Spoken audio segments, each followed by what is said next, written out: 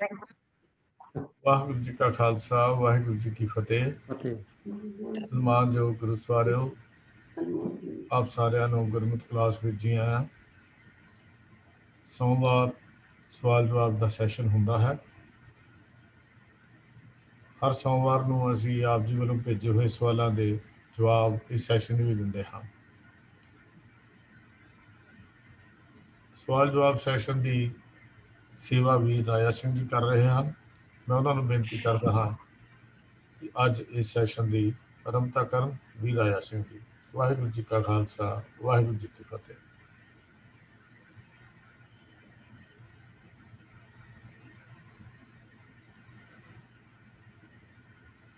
ਇੱਕ ਓਂਕਾਰ ਸਤਨਾਮ ਕਰਤਾ ਪੁਰਖ ਨਿਰਭਉ ਨਿਰਵੈਰ ਅਕਾਲ ਮੂਰਤ ਅਜੂਨੀ ਸੈਭੰ ਗੁਰ ਪ੍ਰਸਾਦ। ਵਾਹਿਗੁਰੂ ਵਾਹਿਗੁਰੂ ਵਾਹਿਗੁਰੂ ਵਾਹਿਗੁਰੂ ਵਾਹਿਗੁਰੂ। ਵਾਹਿਗੁਰੂ ਜੀ ਕਾ ਖਾਲਸਾ ਵਾਹਿਗੁਰੂ ਜੀ ਕੀ ਫਤਿਹ। ਸਾਰੀ ਸੰਗਤ ਦਾ ਅੱਜ ਦੇ ਪ੍ਰੋਗਰਾਮ ਵਿੱਚ ਸਵਾਗਤ ਹੈ ਜੀ। ਤੋਂ ਸਵਾਲ ਜਵਾਬ ਸ਼ੁਰੂ ਕਰਨ ਤੋਂ ਪਹਿਲਾਂ ਜਿਹੜੇ ਪੈਨਲ ਮੈਂਬਰਸ ਨੇ ਉਹ ਕਿਰਪਾ ਕਰਕੇ ਸੰਗਤ ਨਾਲ ਫਤਿਹ ਸਾਂਝੀ ਕਰਨਗੇ। ਭੈਣ ਮਨਿੰਦਰ ਕੌਰ ਜੀ। ਵਾਹਿਗੁਰੂ ਜੀ ਕਾ ਖਾਲਸਾ ਵਾਹਿਗੁਰੂ ਜੀ ਕੀ ਫਤਿਹ। ਸਰਦਾਰ MP ਸਿੰਘ ਜੀ। ਵਾਹਿਗੁਰੂ ਜੀ ਕਾ ਖਾਲਸਾ ਵਾਹਿਗੁਰੂ ਜੀ ਕੀ ਫਤਿਹ। ਪ੍ਰਿੰਸੀਪਲ ਸੁਰਿੰਦਰ ਸਿੰਘ ਜੀ, ਅਨਮਿਊਟ ਕਰ ਲਓ ਜੀ।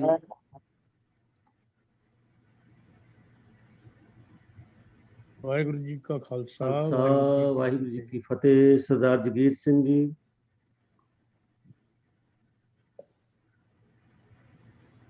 ਜਗੀਰ ਸਿੰਘ ਜੀ। ਹਾਂਜੀ, ਵਾਹਿਗੁਰੂ ਜੀ ਕਾ ਖਾਲਸਾ ਵਾਹਿਗੁਰੂ ਜੀ ਕੀ ਫਤਿਹ। ਸਰਦਾਰ ਕਿੱਕਰ ਸਿੰਘ ਜੀ।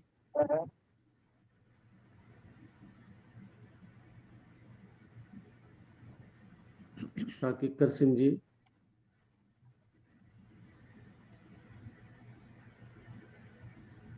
ਮਨਮੋਹਨ ਸਿੰਘ और साहब कीर्तन सिंह शायद थोड़ी देर तक ज्वाइन करेंगे जी।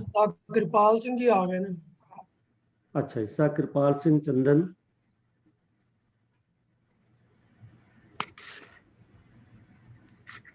अनम्यूट करके संगत नाल फतेह साझी कर लो जी।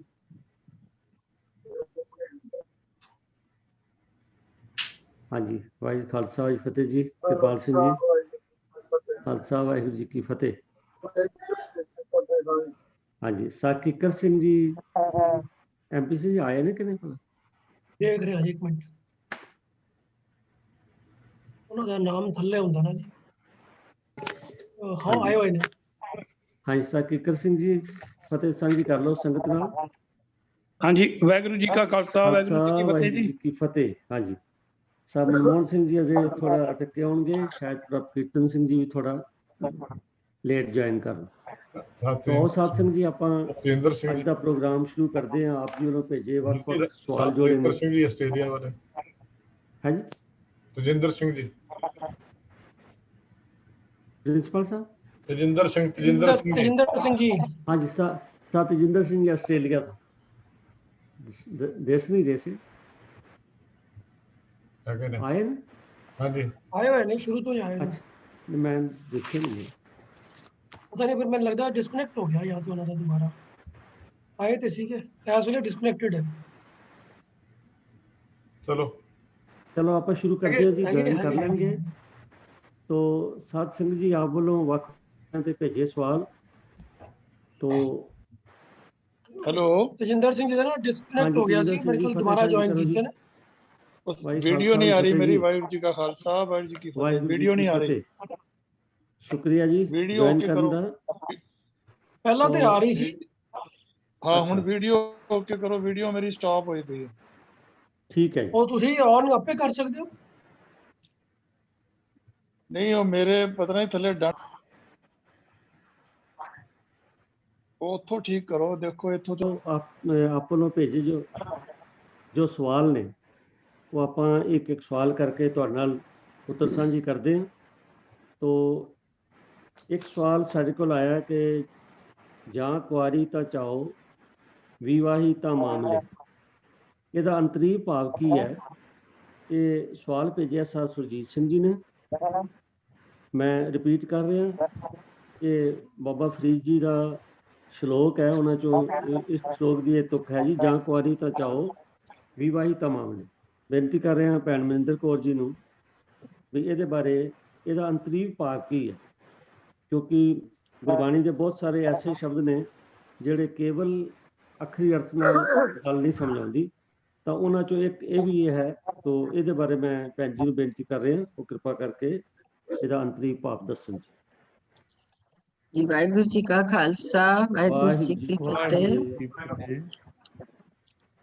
ਜਿਵੇਂ ਕਿ ਵੀਰ ਜੀ ਨੇ ਦੱਸਿਆ ਹੈ ਕਿ ਸਵਾਲ ਹੈ, ਜਾਂ ਕੁਆਰੀ ਤਾਂ ਚਾਓ ਵਿਵਾਹੀ ਤਾਂ ਮਾਮਲੇ, ਫਰੀਦਾ ਇਹੋ ਪਛਤਾਓ ਵਤ ਕੁਆਰੀ ਨਾ ਥੀਏ। ਜਿਸ ਤਰ੍ਹਾਂ ਕਿ ਅਸੀਂ ਜਾਣਦੇ ਹੀ ਹਾਂ ਕਿ ਇਹ ਸ਼ਲੋਕ ਫਰੀਦ ਜੀ ਦੇ ਸ਼ਲੋਕਾਂ ਵਿੱਚੋਂ 63ਵਾਂ ਸ਼ਲੋਕ ਹੈ। ਇਸ ਸ਼ਲੋਕ ਨੂੰ ਸਮਝਣ ਲਈ ਇਸ ਤੋਂ ਪਹਿਲੇ ਸ਼ਲੋਕ ਨੂੰ ਵੀ ਸਮਝ ਲਈਏ ਤਾਂ ਗੱਲ ਸਪਸ਼ਟ ਹੁੰਦੀ ਹੈ।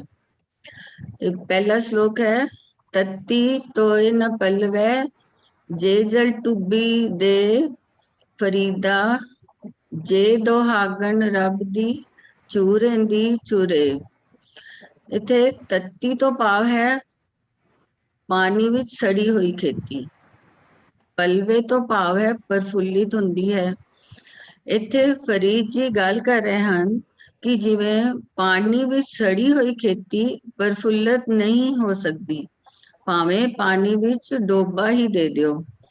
ਕਿਉਂ ਨਹੀਂ ਹੋ ਸਕਦੀ? ਕਿਉਂਕਿ ਉਹ ਸੜੀ ਹੀ ਪਾਣੀ ਦੇ ਜ਼ਿਆਦਾ ਹੋਣ ਨਾਲ ਹੈ।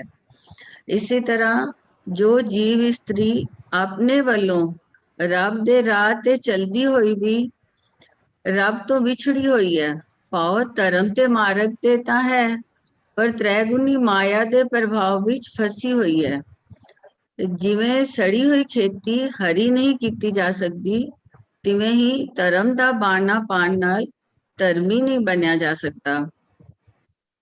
ਸਤਸੰਗ ਵਿੱਚ ਰਹਿ ਕੇ ਵੀ ਮਨ ਟਿਕਾਓ ਵਿੱਚ ਨਹੀਂ ਹੈ, ਮਾਇਆ ਦੀ ਚਕਾਚੌਂਧ ਵਿੱਚ ਫਸ ਤੇ ਗਿਆ ਹੈ, ਪਰ ਉੱਥੋਂ ਨਿਕਲਣ ਦੀ ਕੋਈ ਰਾਹ ਨਜ਼ਰ ਨਹੀਂ ਆ ਰਹੀ। ਇਸ ਤਰ੍ਹਾਂ ਨਹੀਂ ਹੈ ਕਿ ਨਿਕਲਣਾ ਨਹੀਂ ਚਾਹੁੰਦਾ, ਨਿਕਲਣਾ ਚਾਹ ਰਿਹਾ ਹੈ, ਪਰ ਚਿੱਕੜ ਦੀ ਤਿਲਕਣ ਨਿਕਲਣ ਨਹੀਂ ਦਿੰਦੀ। ਫਿਰ ਪਛਤਾਉਂਦਾ ਹੈ, ਮੈਂ ਇਸ ਰਾਹ ਤੇ ਤੁਰਿਆ ਹੀ ਕਿਉਂ? ਪਰ ਜਿਸ ਵੇਲੇ ਤੁਰਿਆ ਸੀ ਉਸ ਵੇਲੇ ਸਮਝ ਨਹੀਂ ਸੀ। ਇਸੇ ਪ੍ਰਕਰਨ ਨੂੰ ਅੱਗੇ ਤੋਰਦੇ ਹੋਏ ਫਰੀਦ ਜੀ ਸਮਝਾ ਰਹੇ ਹਨ, ਜਾਂ ਕੁਆਰੀ ਤਾਂ ਚਾਓ ਵਿਵਾਹੀ ਨਾ ਮਾਮਲੇ, ਫਰੀਦਾ ਇਹੋ ਪਛਤਾਓ ਵਤ ਕੁਆਰੀ ਨਾ ਥੀਏ। ਇੱਥੇ ਜਾਂ ਤੋਂ ਭਾਵ ਹੈ ਜਦੋਂ, ਤੇ ਤਾਂ ਤੋਂ ਤਦੋਂ, ਵਿਆਹੀ ਜਦੋਂ ਵਿਆਹੀ ਗਈ, ਮਾਮਲੇ ਜੰਜਾਲ, ਪਛਤਾਓ ਪਛਤਾਵਾ, ਵਤ ਫਿਰ ਤੋਂ ਨਾ ਥੀਏ ਨਹੀਂ ਹੋ ਸਕਦਾ। ਅਰਥ ਸਪਸ਼ਟ ਹਨ। ਕੁਆਰੀ ਬੱਚੀ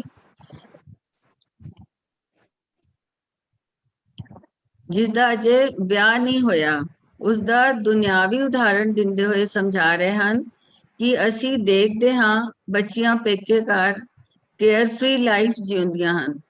ਇੱਕ ਉਮਰ ਵਿੱਚ ਆਉਣ, ਫਿਰ ਮਾਤਾ ਪਿਤਾ ਨੂੰ ਵੀ ਚਾਹ ਹੁੰਦਾ ਹੈ ਬੱਚੀ ਨੂੰ ਵਿਆਹ ਦਾ, ਤੇ ਬੱਚੀ ਨੂੰ ਵੀ ਵਿਆਹ ਦਾ ਚਾਹ ਹੁੰਦਾ ਹੈ, ਪਰ ਵਿਆਹ ਤੋਂ ਬਾਅਦ ਜਿਵੇਂ ਜਿਵੇਂ ਸਮਾਂ ਬਤੀਤ ਹੁੰਦਾ ਹੈ, ਹਕੀਕਤ ਸਾਹਮਣੇ ਆਉਂਦੀ ਹੈ, ਤਾਂ ਫਿਰ ਪਛਤਾਵਾ ਹੁੰਦਾ ਹੈ। ਇਹ ਤਾਂ ਸਾਰਾ ਦਿਖਾਵਾ ਸੀ, ਇਸ ਤੋਂ ਤਾਂ ਮੈਂ ਪਹਿਲਾਂ ਹੀ ਚੰਗੀ ਸੀ। ਪਰ ਹੁਣ ਪਛਤਾਉਣ ਨਾਲ ਕੋਈ ਫਾਇਦਾ ਨਹੀਂ, ਕਿਉਂਕਿ ਹੁਣ ਕੁਆਰੀ ਤਾਂ ਨਹੀਂ ਕਹਿਲਾਏਗੀ, ਭਾਵੇਂ ਵਾਪਸ ਪੇਕੇ ਹੀ ਆ ਜਾਵੇ। ਹੁਣ ਇਸ ਦਾ ਅੰਤਰੀ ਭਾਵ ਦੇਖੀਏ ਤਾਂ ਫਰੀਦ ਜੀ ਕੁਆਰੀ ਮਾਇਆ ਨੂੰ ਕਹਿ ਰਹੇ ਹਨ। ਇਹ ਦ੍ਰਿਸ਼ਟਾਂਤ ਦਿੰਦੇ ਹੋਏ ਫਰੀਦ ਜੀ ਸਮਝਾ ਰਹੇ ਹਨ ਕਿ ਬੰਦਾ ਜਦੋਂ ਮਾਇਆ ਦੇ 3 ਗੁਣਾਂ ਵਿੱਚੋਂ ਕਿਸੇ ਵਿੱਚ ਵੀ ਵਿਚਰਦਾ ਹੈ ਤਾਂ ਮਾਇਆ ਖਿੱਚ ਪਾਉਂਦੀ ਹੈ, ਜਿਸ ਨਾਲ ਚੰਗਾ ਲੱਗਦਾ ਹੈ। ਫਿਰ ਉਹ ਮਾਇਆ ਦੇ ਪਿੱਛੇ ਭੱਜਦਾ ਹੈ। ਜਿਵੇਂ ਵਿਆਹ ਦਾ ਚਾਹ ਹੁੰਦਾ ਹੈ, ਤਿਵੇਂ ਹੀ ਮਾਇਆ ਦੀ ਪ੍ਰਾਪਤੀ ਦਾ ਚਾਹ ਹੁੰਦਾ ਹੈ। ਮੇਰਾ ਇਹ ਕੰਮ ਹੋ ਜਾਵੇ, ਹੁਣ ਇਹ ਚੀਜ਼ ਮੈਨੂੰ ਪ੍ਰਾਪਤ ਹੋ ਜਾਵੇ, ਭਾਵੇਂ ਉਹ ਰਜੋਗੁਣ ਦੇ ਅਧੀਨ ਹੋਵੇ, ਭਾਵੇਂ ਤਮੋਗੁਣ ਦੇ, ਤੇ ਭਾਵੇਂ ਸਤੋਗੁਣ ਦੇ ਅਧੀਨ ਹੀ ਕਿਉਂ ਨਾ ਹੋਵੇ। ਉਸਦੀ ਚਾਹਤ ਕੀ ਸੀ? ਸੁਖ ਦੀ ਪ੍ਰਾਪਤੀ। ਪਰ ਮਾਇਆ ਵਿੱਚ ਤਾਂ ਸੁਖ ਹੈ ਹੀ ਨਹੀਂ, ਮਾਇਆ ਤਾਂ ਹੋਰ ਦੀ ਚਾਹਤ ਰੱਖਦੀ ਹੈ। ਕਬੀਰ ਜੀ ਵੀ ਫਰਮਾਉਂਦੇ ਹਨ, ਕਬੀਰ ਸੁਖ ਨਾ ਇਹ ਜੁਗ ਕਰੇ ਜੋ ਬਹੁਤੇ ਮੀਤ, ਜੇ ਚਿਤ ਰਾਖੇ ਏਕ ਸਿਉ ਤੇ ਸੁਖ ਪਾਵੇਂ ਨੀਤ। ਜਿਨ੍ਹਾਂ ਨੇ ਪਰਮਾਤਮਾ ਨੂੰ ਭੁਲਾ ਕੇ ਮਾਇਆ ਵਾਲੇ ਮਿੱਤਰ ਬਣਾਏ ਹੋਏ ਹਨ, ਉਹਨਾਂ ਨੂੰ ਸੁਖ ਦੀ ਪ੍ਰਾਪਤੀ ਕਿੱਥੇ ਹੁੰਦੀ ਹੈ? ਪਾਵਨ ਨਹੀਂ ਹੁੰਦੀ ਹੈ। ਪਰ ਜੋ ਆਪਣੇ ਮਨ ਨੂੰ ਵਾਹਿਗੁਰੂ ਨਾਲ ਜੋੜੀ ਰੱਖਦੇ ਹਨ, ਉਹ ਸਦਾ ਹੀ ਸੁਖੀ ਰਹਿੰਦੇ ਹਨ। ਜਿਹੜੇ ਮਾਇਆ ਵਿੱਚ ਖਚਿਤ ਹੋ ਜਾਂਦੇ ਹਨ, ਜਦ ਉਹਨਾਂ ਨੂੰ ਸਮਝ ਆਉਂਦੀ ਹੈ ਤਾਂ ਤੱਕ ਦੇਰ ਹੋ ਚੁੱਕੀ ਹੁੰਦੀ ਹੈ। ਹੁਣ ਉਹ ਬਾਹਰ ਨਿਕਲਣ ਦਾ ਰਾਹ ਲੱਭਦੇ ਹਨ, ਪਰ ਉਹ ਰਾਹ ਨਜ਼ਰ ਨਹੀਂ ਆਉਂਦਾ, ਫਿਰ ਪਛਤਾਉਂਦੇ ਹਨ। ਇਸ ਮਾਇਆ ਵਾਲੇ ਪਾਸੇ ਆਪਣੇ ਆਪ ਨੂੰ ਨਾ ਹੀ ਖਚਿਤ ਕਰਦੇ। ਫਰੀਦ ਜੀ ਦਾ ਇਹ ਸ਼ਬਦ ਇਸੇ ਭਾਵ ਵਿੱਚ ਹੈ ਜੀ। ਹੋਈਆਂ ਭੁੱਲਾਂ ਚੁੱਕਾਂ ਲਈ ਖਿਮਾ ਦੀ ਜਾਚਕ ਹਾਂ। ਜੇ ਕੋਈ ਹੋਰ ਵੀਰ ਭੈਣ ਹੋਰ ਕੋਈ ਇਨਪੁਟ ਪਾਣਾ ਚਾਹੁੰਦੇ ਹਨ ਤਾਂ ਪਾ ਸਕਦੇ ਹਨ। ਵਾਹਿਗੁਰੂ ਜੀ ਕਾ ਖਾਲਸਾ, ਵਾਹਿਗੁਰੂ ਜੀ ਕੀ ਫਤਿਹ। ਜਿਸ ਤਰ੍ਹਾਂ ਦੱਸਿਆ ਗਿਆ ਕਿ ਵਿਖਾਵਾ ਜਾਂ ਪਖੰਡ ਉਹਦੀ ਕੋਈ ਜਗ੍ਹਾ ਨਹੀਂ। ਜ਼ਿੰਦਗੀ ਦੇ ਕਿਸੇ ਖੇਤਰ 'ਚ ਵੀ ਵਿਖਾਵਾ ਜਾਂ ਪਖੰਡ ਜਿਹੜਾ ਉਹ ਨਾ ਤੇ ਕਾਰਗਰ ਸਾਬਤ ਹੁੰਦਾ ਹੈ ਤੇ ਨਾ ਹੀ ਪਸੰਦ ਕੀਤਾ ਜਾਂਦਾ। ਪਰ ਅਫਸੋਸ ਦੀ ਗੱਲ ਇਹ ਹੈ ਕਿ ਧਾਰਮਿਕ ਖੇਤਰਾਂ ਵਿੱਚ ਵੀ ਔਰ ਸਾਡੇ ਧਰਮ ਸਥਾਨਾਂ ਤੇ ਵੀ ਕਈ ਕੰਮ ਅਸੀਂ ਇਹੋ ਜਿਹੇ ਕਰਦੇ ਹਾਂ। ਚਲੋ ਜੀ ਸਥਾਨ ਦੀ ਗੱਲ ਨਾਲ ਲਈਏ, ਇੰਡੀਵਿਜੂਅਲ ਤੌਰ ਤੇ ਅਸੀਂ ਆਪਣੇ ਆਪ ਨੂੰ ਧਾਰਮਿਕ ਅਖਵਾਉਣ ਦੇ ਲਈ ਕਈ ਇਹੋ ਜਿਹੇ ਬਾਹਰੀ ਕਰਮ ਕਰਦੇ ਹਾਂ, ਪਰ ਅੰਦਰੋਂ ਅਸੀਂ ਗੁਰੂ ਨਾਲ, ਬਾਣੀ ਨਾਲ ਨਹੀਂ ਜੁੜੇ ਹੁੰਦੇ, ਜਾਂ ਸਾਡਾ ਜਿਹੜਾ ਅਸਲ ਜੀਵਨ ਹੈ, ਜੋ ਸਾਡਾ ਪ੍ਰੈਕਟੀਕਲ ਜੀਵਨ ਹੈ, ਉਹ ਜੋ ਗੁਰਬਾਣੀ ਕਹਿੰਦੀ ਉਹ ਨਹੀਂ ਹੁੰਦਾ। ਅਸੀਂ ਬਾਹਰੋਂ ਦਿਖਾਵੇ ਲਈ, ਚਾਹੇ ਉਹ ਪਹਿਰਾਵਾ ਹੋਵੇ ਜਾਂ ਸਾਡੇ ਕੋਈ ਮੋਮੋ ਠਗੜੀਆਂ ਗੱਲਾਂ ਹੋਣ ਜਾਂ ਕੁਝ ਵੀ ਹੋਰ ਐਸਾ ਐਕਸ਼ਨ ਹੋਵੇ, ਉਹ ਕੇਵਲ ਦਿਖਾਵੇ ਲਈ ਹੁੰਦਾ, ਅੰਦਰੋਂ ਸੱਚਾ ਨਹੀਂ ਹੁੰਦਾ। ਜਦ ਕਿ ਗੁਰਬਾਣੀ ਦੇ ਵਿੱਚ ਦਿਖਾਵੇ ਨੂੰ ਜਾਂ ਇਸ ਕਰਮ ਕਾਂਡ ਨੂੰ ਬੜਾ ਜ਼ਬਰਦਸਤ ਗੁਰੂ ਮਹਾਰਾਜ ਨੇ ਝੰਜੋੜਿਆ, ਔਰ ਇੱਥੋਂ ਤੱਕ ਕਿ ਵਿਖਾਵਾ ਕਰਨ ਵਾਲਿਆਂ ਨੂੰ ਬਗਲੇ ਦਾ ਨਾਂ ਦਿੱਤਾ। ਔਰ ਚੰਗੀ ਬਿਰਤੀ ਹੰਸ ਹੈ ਕਿ ਇੱਕ ਸਿੱਖ ਨੇ ਬਗਲਾ ਨਹੀਂ ਹੋਏ ਹੰਸ ਬਣਨਾ। ਤੋ ਇਹ ਜਿਹੜੀ ਵਿਖਾਵੇ ਦੀ ਜ਼ਿੰਦਗੀ ਹੈ ਉਹ ਜਾਂ ਪਖੰਡ ਦੀ ਜ਼ਿੰਦਗੀ ਜਿਹੜੀ ਹੈ ਇਹ ਪ੍ਰਵਾਨ ਨਹੀਂ ਹੈ। ਤੋ ਭੈਣ ਜੀ ਨੇ ਬੜੇ ਅੱਛੇ ਤਰੀਕੇ ਨਾਲ ਸਾਨੂੰ ਉਸ ਤੋਂ ਪਹਿਲੇ ਜਿਹੜੇ ਸ਼ਲੋਕ ਦੀ ਸਾਡੇ ਕੋਲ ਸਵਾਲ ਆਇਆ, ਉਸ ਤੋਂ ਪਹਿਲਾ ਸ਼ਲੋਕ ਨਾਲ ਜੁੜਦਾ ਸੀ ਤੱਤੀ ਤੋਇਆ ਵਾਲਾ, ਉਹ ਰਲਾ ਕੇ ਉਹਨਾਂ ਨੇ ਖੂਬ ਐਕਸਪਲੇਨ ਕਰ ਦਿੱਤਾ ਕਿ ਗੱਲ ਇਹ ਹੈ ਕਿ ਜਿਸ ਵੇਲੇ ਮਨੁੱਖ, ਇਹ ਠੀਕ ਹੈ ਕਿ ਅਸੀਂ ਕੋਈ ਵੀ ਨਵਾਂ ਕੰਮ ਕਰਦੇ ਹਾਂ, ਪਹਿਲੇ ਸਾਡੇ 'ਚ ਬੜਾ ਚਾਅ ਹੁੰਦਾ, ਅਸੀਂ ਤੁਰਦੇ ਹਾਂ, ਪਰੰਤੂ ਉਸ ਕੰਮ ਕਰਦਿਆਂ ਫਿਰ ਜਿਸ ਸਾਡੇ ਮਨ ਦੇ ਵਿੱਚ ਕੋਈ ਦਵੈਸ਼ ਭਾਵਨਾ ਆ ਜਾਂਦੀ ਹੈ ਜਾਂ ਸਾਡੇ ਮਨ 'ਚ ਕੋਈ ਬੇਈਮਾਨੀ ਆ ਜਾਂਦੀ ਹੈ, ਤਾਂ ਅਸੀਂ ਉਹ ਕੰਮ ਤਾਂ ਕਰੀ ਜਾਂਦੇ ਹਾਂ, ਪਰ ਉਹ ਕੰਮ ਦਾ ਜਿਹੜਾ ਸਹੀ ਰਿਜ਼ਲਟ ਆਉਣਾ ਚਾਹੀਦਾ ਸੀ ਉਹ ਨਹੀਂ, ਅਸੀਂ ਕਈ ਵਾਰੀ ਪੁੱਠੇ ਪਾਸੇ ਪੈ ਜਾਂਦੇ ਹਾਂ। ਭਾਵੇਂ ਇਹ ਕੋਈ ਵਪਾਰ ਦੀ ਗੱਲ ਹੋਵੇ ਜਾਂ ਰਿਸ਼ਤੇਦਾਰੀ ਦੀ ਗੱਲ ਹੋਵੇ। ਤੋ ਖੈਰ ਮੁੱਕਦੀ ਗੱਲ ਇਹ ਹੈ ਕਿ ਅਸੀਂ ਇਸ ਅੱਜ ਦੇ ਇਸ ਸ਼ਲੋਕ ਜਿਹੜਾ ਜਿਹਦੀ ਵਿਆਖਿਆ ਹੋਈ ਹੈ, ਉਹਦੇ ਤੋਂ ਜਿਹੜੀ ਗੱਲ ਪੱਲੇ ਬੰਨਣ ਵਾਲੀ ਹੈ ਕਿ ਸਾਡੀ ਜ਼ਿੰਦਗੀ ਜਿਹੜੀ ਹੈ ਉਹ ਅੰਦਰੋਂ ਬਾਹਰੋਂ ਨਿਰਮਲ ਹੋਣੀ ਚਾਹੀਦੀ ਹੈ। ਜੈਸਾ ਕਿ ਅਸੀਂ ਆਨੰਦ ਸਾਹਿਬ ਵਿੱਚ ਰੋਜ਼ ਪੜ੍ਹਦੇ ਹਾਂ, ਜੀਓ ਮੈਲੇ ਬਾਹਰੋਂ ਨਿਰਮਲ ਨਾ ਹੋਣ, ਜੀਓ ਤੋਂ ਮੈਲੇ, ਜੀਓ ਨਿਰਮਲ ਬਾਹਰੋਂ ਨਿਰਮਲ, ਇਹ ਅਵਸਥਾ ਜਿਹੜੀ ਹੈ ਉਹ ਸਾਨੂੰ ਹੋਣੀ ਚਾਹੀਦੀ ਹੈ। ਇਸ ਪਾਸੇ ਸਾਡਾ ਜੋ ਸਫ਼ਰ ਹੈ ਉਹ ਚੱਲਣਾ ਚਾਹੀਦਾ। ਤੋ ਧੰਨਵਾਦ ਆਪ ਜੀ ਦਾ। ਤੋ ਸਾਧ ਸੰਗਤ ਜੀ, ਮੈਂ ਆਸ ਕਰਦਾ ਕਿ ਇਸ ਉੱਤਰ ਦੇ ਨਾਲ ਜਿਸ ਵੀਰ ਸੁਰਜੀਤ ਸਿੰਘ ਜੀ ਨੇ ਸਾਨੂੰ ਇਹ ਸਵਾਲ ਭੇਜਿਆ ਸੀ ਉਹਨਾਂ ਨੂੰ ਤਸੱਲੀ ਹੋਏਗੀ, ਨਹੀਂ ਤਾਂ ਫਿਰ ਕਿਰਪਾ ਕਰਕੇ ਦੁਬਾਰਾ ਸਾਨੂੰ ਲਿਖ ਸਕਦੇ ਨੇ। ਤੋ ਆਓ ਸਾਧ ਸੰਗਤ ਜੀ, ਅਗਲਾ ਜਿਹੜਾ ਸ਼ਬਦ ਇੱਕ ਹੋਰ ਸਵਾਲ ਆਇਆ ਕਿ ਸ੍ਰੀ ਗੁਰੂ ਗ੍ਰੰਥ ਸਾਹਿਬ ਜੀ ਦੇ ਪੰਨਾ 356 ਤੇ ਸ਼ਬਦ ਲੰਬਾ ਹੈ ਜੀ, ਏਕ ਨਾ ਭਰੀਆ ਤੋਂ ਸ਼ੁਰੂ ਹੋ ਕੇ ਆਪਣੇ ਖਸਮ ਸਮਾਵੈ। ਤੋ ਉਹਨਾਂ ਦਾ ਸਵਾਲ ਇਹ ਹੈ ਕਿ ਅਖੀਰ ਤੇ ਆ ਕੇ 26 ਅੰਕ ਲਿਖਿਆ ਔਰ ਉਸ ਤੋਂ ਬਾਅਦ ਲਿਖਿਆ ਰਹਾਓ। ਉਹ ਸ਼ਾਇਦ ਇਸ ਗੱਲ ਨੂੰ ਕਨਫਿਊਜ਼ ਹੋ ਰਹੇ ਕਿ ਅਖੀਰ ਤੇ ਆ ਕੇ ਰਹਾਓ ਕਿਵੇਂ ਆ ਗਿਆ। ਮੈਂ ਬੇਨਤੀ ਕਰ ਰਿਹਾ ਵੀਰ ਜਗੀਰ ਸਿੰਘ ਜੀ ਨੂੰ, ਬਈ ਇਹ ਜਿਹੜਾ ਕਨਫਿਊਜ਼ਨ ਹੈ ਇਹ ਕਿਰਪਾ ਕਰਕੇ ਇਹ ਦੱਸੋ ਵੀ ਕੀ ਹੋਣਾ ਚਾਹੀਦਾ। ਵੀਰ ਜਗੀਰ ਸਿੰਘ। ਵਾਹਿਗੁਰੂ ਜੀ ਕਾ ਖਾਲਸਾ ਵਾਹਿਗੁਰੂ ਜੀ ਕੀ ਫਤਿਹ। ਗੁਰੂ ਗ੍ਰੰਥ ਸਾਹਿਬ ਜੀ ਦੇ 356 ਅੰਕ ਦੇ ਉੱਪਰ ਆਸਾ ਰਾਗ ਦੇ ਵਿੱਚ ਇਹ ਸ਼ਬਦ ਹੈਗਾ ਜੀ, ਏਕ ਨਾ ਭਰੀਆਂ ਗੁਣ ਕਰ ਧੋਵਾਂ, ਮੇਰਾ ਸਹਿ ਜਾਗੇ ਹੋਂ ਨਿਸਪਰ ਸੋਵਾਂ। ਇਸ ਤੋਂ ਬਾਅਦ ਇੱਕ ਲਿਖਿਆ ਹੋਇਆ, ਇਹ ਪਹਿਲਾ ਪਦਾ ਆ ਜਾਂਦਾ ਜੀ ਇਸ ਸ਼ਬਦ ਦਾ। ਕਿਉਂ ਕਰ ਕੰਤ ਪਿਆਰੀ ਹੋਵਾਂ, ਸਹਿ ਜਾਗੇ ਹੋਂ ਨਿਸਪਰ ਸੋਵਾਂ। ਇਸ ਤੋਂ ਬਾਅਦ ਇੱਕ ਲਿਖ ਕੇ ਰਹਾਉ ਲਿਖਿਆ ਹੋਇਆ। ਇਸ ਤਰ੍ਹਾਂ ਇਹਦੇ 4 ਪਦੇ ਹੋਰ ਨੇ। ਲਾਸਟ ਵਾਲਾ ਰਹਾਉ ਦਾ ਪਦਾ ਹੈਗਾ, ਤੋ ਨਾਨਕ ਕੰਤੇ ਮਨ ਭਾਵੈ, ਛੋੜ ਬੜਾਈ ਆਪਣੇ ਖਸਮ ਸਮਾਵੈ। ਇਸ ਤੋਂ ਬਾਅਦ ਫਿਰ ਇੱਕ ਲਿਖਿਆ ਹੋਇਆ, ਫਿਰ ਰਹਾਉ ਲਿਖਿਆ, ਫਿਰ 26 ਲਿਖਿਆ ਹੋਇਆ। ਹੁਣ ਸਵਾਲ ਇਹ ਹੈਗਾ ਵੀ ਇਹ 26 ਕਿਉਂ ਲਿਖਿਆ ਹੋਇਆ, ਇੱਕ ਕਿਉਂ ਲਿਖਿਆ ਹੋਇਆ ਜੀ। ਹੁਣ ਇਸ ਸ਼ਬਦ ਦੇ ਵਿੱਚ ਜੀ 4 ਰਹਾਉ ਹਨ ਤੇ 4 ਹੀ ਪਦੇ ਹਨ ਜੀ। ਹਰ ਰਹਾਉ ਤੋਂ ਪਹਿਲਾਂ ਇੱਕ ਲਿਖਿਆ ਹੋਇਆ। ਇੱਕ ਰਹਾਉ ਦਾ ਅਰਥ ਹੈ ਕਿ ਰਹਾਉ ਦਾ ਇਹ ਇੱਕ ਪਦਾ ਦੂਜਿਆਂ ਪਦਿਆਂ ਨਾਲੋਂ ਵੱਖਰਾ ਹੈ। ਇਹ ਰਹਾਉ ਦੇ ਅੰਕ ਦਾ ਸ਼ਬਦ ਵਾਲੇ ਦੂਜੇ ਪਦਿਆਂ ਨਾਲ ਕੋਈ ਸੰਬੰਧ ਨਹੀਂ ਹੁੰਦਾ ਜੀ। ਗੁਰਬਾਣੀ ਵਿੱਚ ਰਹਾਉ ਸ਼ਬਦ ਦੇ ਅੰਤ ਵਿੱਚ, ਮੱਧ ਵਿੱਚ ਜਾਂ ਅੰਤ ਵਿੱਚ, ਆਰੰਭ ਵਿੱਚ ਵੀ, ਮੱਧ ਵਿੱਚ ਵੀ ਤੇ ਅੰਤ ਵਿੱਚ ਵੀ ਆ ਸਕਦਾ ਹੈ, ਆਉਂਦਾ ਹੈਗਾ ਜੀ। ਕੋਈ ਇਹਦੀ ਬੰਦਸ਼ ਨਹੀਂ ਹੈ ਜੀ। ਰਹਾਉ ਵਾਲੇ ਪਦ ਦੀਆਂ 1 ਤੁਕ ਵੀ ਹੋ ਸਕਦੀ ਹੈ, 2 ਤੁਕਾਂ ਵੀ ਹੋ ਸਕਦੀਆਂ ਨੇ ਤੇ 3 ਤੁਕਾਂ ਤੇ 4 ਤੁਕਾਂ ਵੀ ਹੋ ਸਕਦੀਆਂ ਨੇ। ਇਹ ਜੀ ਵੀ ਕੋਈ ਬੰਦੇ ਨਹੀਂ ਹੈ ਜੀ। ਰਹਾਉ ਵਾਲੀ ਪਦ ਦੀ 1 ਵੀ ਤੁਕ ਹੋ ਸਕਦੀ ਹੈ, 2 ਵੀ ਹੋ ਸਕਦੀਆਂ, 3 ਵੀ ਹੋ ਸਕਦੀਆਂ ਨੇ ਜੀ। ਹੁਣ ਇਸ ਸ਼ਬਦ ਦੇ ਵਿੱਚ ਜਿੰਨੇ, ਕਿਸੇ ਵੀ ਸ਼ਬਦ ਵਿੱਚ ਜਿੰਨੇ ਪਦ ਹੁੰਦੇ ਨੇ ਉਹਨਾਂ ਦੇ ਅਲੱਗ-ਅਲੱਗ ਨੰਬਰ ਹੁੰਦੇ ਨੇ। ਪਹਿਲੇ ਪਦ ਦਾ 1 ਨੰਬਰ, ਦੂਜੇ ਦਾ 2 ਨੰਬਰ, ਤੀਜੇ ਦਾ 3 ਨੰਬਰ, ਚੌਥੇ ਦਾ 4 ਨੰਬਰ। ਤੇ ਇਸ ਦਾ ਭਾਵ ਇਹ ਹੈ ਕਿ ਗੁਰੂ ਨਾਨਕ ਦੇ ਲਾਸਟ ਦੇ ਵਿੱਚ ਲਿਖਿਆ ਜੀ 26 ਨੰਬਰ, 26 ਨੰਬਰ ਪਾਇਆ ਹੋਇਆ। ਇਹਦਾ ਮਤਲਬ ਇਹ ਹੈ ਵੀ ਇਹ ਗੁਰੂ ਨਾਨਕ ਦੇਵ ਜੀ ਦਾ ਸਭੀਮਨ ਸ਼ਬਦ ਹੈਗਾ ਜੀ। ਹੁਣ ਰਾਗਾਂ ਦੇ ਸਾਰੇ ਸ਼ਬਦਾਂ ਦੇ ਅੰਤ ਵਿੱਚ, ਰਾਗ ਦੇ ਕੋਈ ਵੀ ਰਾਗ ਹੋਵੇ ਜੀ, ਸਾਰੇ ਸ਼ਬਦਾਂ ਦੇ ਅੰਤ ਵਿੱਚ ਜਿੱਥੇ ਸ਼ਬਦ ਖਤਮ ਹੋ ਜਾਣ, ਸਾਰੇ ਅਸ਼ਟਪਦੀਆਂ ਸ਼ੁਰੂ ਹੋ ਜਾਣ ਜਾਂ ਹੋਰ ਕੋਈ ਬਾਣੀ ਸ਼ੁਰੂ ਹੋ ਜਾਵੇ, ਉੱਥੇ ਜਿਹੜਾ ਪਹਿਲਾ ਅੰਕ ਆਇਆ ਹੁੰਦਾ ਹੈ ਉਹ ਪਦੇ ਦਾ ਹੁੰਦਾ ਵੀ ਇਹ ਪਹਿਲਾ ਪਦ ਕਿੰਨੇ ਪਦੇ ਨੇ ਇਹਦੇ ਵਿੱਚ ਜੀ। ਜੇ 4 ਪਦੇ ਨੇ ਤਾਂ ਲਾਸਟ 4 ਲਿਖਿਆ ਹੋਊ, ਜੇ 5 ਪਦੇ ਨੇ ਤਾਂ ਲਾਸਟ ਦੇ 5 ਲਿਖਿਆ ਹੋਊ। ਪਹਿਲਾ ਅੰਕ ਜਿਹੜਾ ਹੈਗਾ ਉਹ ਪਦੇ ਨੂੰ ਸੰਬੋਧਨ ਕਰਦਾ ਹੈਗਾ ਜੀ। ਜਿਹੜਾ ਦੂਸਰਾ ਅੰਕ ਹੁੰਦਾ ਉਹ ਜਿੰਨੇ ਸ਼ਬਦ ਆਏ ਹੁੰਦੇ ਨੇ ਉਹਦਾ ਉਹ ਨੰਬਰ ਹੁੰਦਾ ਜੀ। ਖਾਲੀ ਕਰੋ 5ਵਾਂ ਸ਼ਬਦ ਆ ਤਾਂ ਉੱਥੇ 5 ਲਿਖਿਆ ਹੋਏਗਾ ਜੀ। ਜਿਹੜਾ ਤੀਜਾ ਅੰਕ ਹੈ ਉਹ ਸਾਰੇ ਰਾਗਾਂ ਦੇ, ਸਾਰੇ ਗੁਰੂ ਸਾਹਿਬਾਨ ਦੇ ਸਾਰੇ ਸ਼ਬਦਾਂ ਦਾ ਜੋੜ ਹੁੰਦਾ। ਜਿੰਨੇ ਵੀ ਗੁਰੂ ਸਾਹਿਬ ਦੀ ਉਸ ਸ਼ਬਦ ਦੇ, ਉਸ ਰਾਗ ਦੇ ਵਿੱਚ ਸ਼ਬਦ ਆਏ ਨੇ, ਚਾਹੇ ਗੁਰੂ ਨਾਨਕ ਸਾਹਿਬ ਜੀ ਦੇ ਹੋਣ, ਚਾਹੇ ਗੁਰੂ ਅਮਰਦਾਸ ਜੀ ਦੇ ਹੋਣ, ਚਾਹੇ ਗੁਰੂ ਰਾਮਦਾਸ ਜੀ ਦੇ ਹੋਣ, ਚਾਹੇ ਗੁਰੂ ਅਰਜਨ ਦੇਵ ਜੀ ਦੇ ਹੋਣ ਤੇ ਚਾਹੇ ਗੁਰੂ ਤੇਗ ਬਹਾਦਰ ਸਾਹਿਬ ਦੇ ਹੋਣ, ਜਿੰਨੇ ਵੀ ਸ਼ਬਦ ਹੁੰਦੇ ਨੇ ਉਹਨਾਂ ਸਾਰਿਆਂ ਦਾ ਕੁੱਲ ਜੋੜ ਜਿਹੜਾ ਹੁੰਦਾ ਉਹ ਫਿਰ ਲਾਸਟ ਦੇ ਵਿੱਚ ਲਿਖਿਆ ਹੁੰਦਾ ਹੈਗਾ ਜੀ। ਹੁਣ ਜਿਵੇਂ ਅੰਕ ਨੰਬਰ 220 ਦੇ ਉੱਪਰ ਲਿਖਿਆ ਹੋਇਆ ਜੀ, ਪਹਿਲਾਂ 2, ਫਿਰ 2 ਖੜੀਆਂ ਲੈਣਾ, ਫਿਰ 9, ਫਿਰ 2 ਖੜੀਆਂ ਲੈਣਾ, ਫਿਰ 251, ਫਿਰ 2 ਖੜੀਆਂ ਲੈਣਾ।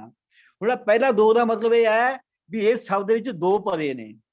9 ਦਾ ਮਤਲਬ ਇਹ ਹੈ ਕਿਉਂਕਿ ਲਾਸਟ ਦੇ ਵਿੱਚ ਗੁਰੂ ਤੇਗ ਬਹਾਦਰ ਸਾਹਿਬ ਦੀ ਬਾਣੀ ਹੈ, ਇਹਦੇ ਵਿੱਚ ਵੀ ਇਹ ਗੁਰੂ ਤੇਗ ਬਹਾਦਰ ਸਾਹਿਬ ਦੇ 9ਵਾਂ ਸ਼ਬਦ ਹੈ ਇਹ ਜੀ। ਤੇ ਅੱਗੇ ਲਾਸਟ ਦੇ ਵਿੱਚ ਲਿਖਿਆ ਹੋਇਆ 251। ਇਹਦਾ ਮਤਲਬ ਹੈ ਇਸ ਰਾਗ ਦੇ ਵਿੱਚ ਸਾਰੇ ਗੁਰੂ ਸਾਹਿਬਾਨ ਦੇ ਕੁੱਲ 251 ਸ਼ਬਦ ਹਨ। ਇਸ ਤਰ੍ਹਾਂ ਇਹਨਾਂ ਸ਼ਬਦਾਂ ਦਾ ਹਿਸਾਬ ਕਿਤਾਬ ਹੁੰਦਾ।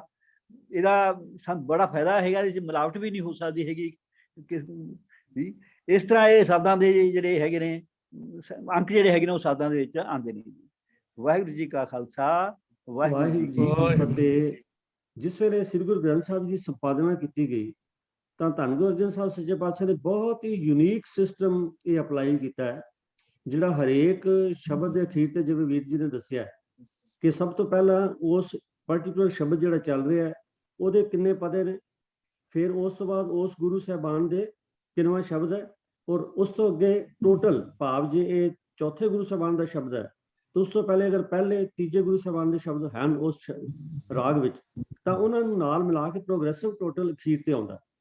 ਔਰ ਇਸੇ ਤਰ੍ਹਾਂ ਕਈ ਤਰ੍ਹਾਂ ਦੀਆਂ ਹੋਰ ਇੰਡੀਕੇਸ਼ਨ ਜਿਹੜੀਆਂ ਨੇ ਇਹਨਾਂ ਫਿਗਰਸ ਵਿੱਚ ਜਿਹੜੀ ਗਾਇਬ ਬਗੈਰ ਡਿਸਕਸ ਹੁੰਦੀਆਂ ਨੇ ਉਹ ਆਉਂਦੀਆਂ ਨੇ। ਫਿਰ ਗੁਰੂ ਅਰਜਨ ਸਾਹਿਬ ਜੀ ਦੀ ਬਹੁਤ ਹੀ ਯੂਨੀਕ ਐਡੀਟਿੰਗ ਸਿਸਟਮ ਸੀ, ਜਿਹੜਾ ਕਿ ਨਾ ਤਾਂ ਪਹਿਲਾਂ ਕਦੀ ਹੋਇਆ ਸੀ ਤੇ ਨਾ ਹੁਣ 4 ਸਦੀਆਂ ਬੀਤ ਗਈਆਂ ਨੇ ਕਿਸੇ ਹੋਰ ਗ੍ਰੰਥ ਨੇ ਜਾਂ ਕਿਸੇ ਹੋਰ ਰਾਈਟਰ ਨੇ ਜੋ ਸਿਸਟਮ ਗੁਰੂ ਸਾਹਿਬ ਨੇ ਵਰਤਿਆ ਪੰਜਵੇਂ ਪਾਤਸ਼ਾਹ ਨੇ, ਉਹ ਅੱਜ ਤੱਕ ਕਿਸੇ ਨੇ ਕਾਪੀ ਨਹੀਂ ਕੀਤਾ। तो ਇਹ ਇੱਕ ਬੜਾ ਯੂਨੀਕ ਸਿਸਟਮ ਹੈ ਜਿਹਦੇ ਨਾਲ ਬਾਣੀ ਦੇ ਵਿੱਚ ਕੋਈ ਰਲਗੜ ਨਹੀਂ ਹੋ ਸਕਦਾ।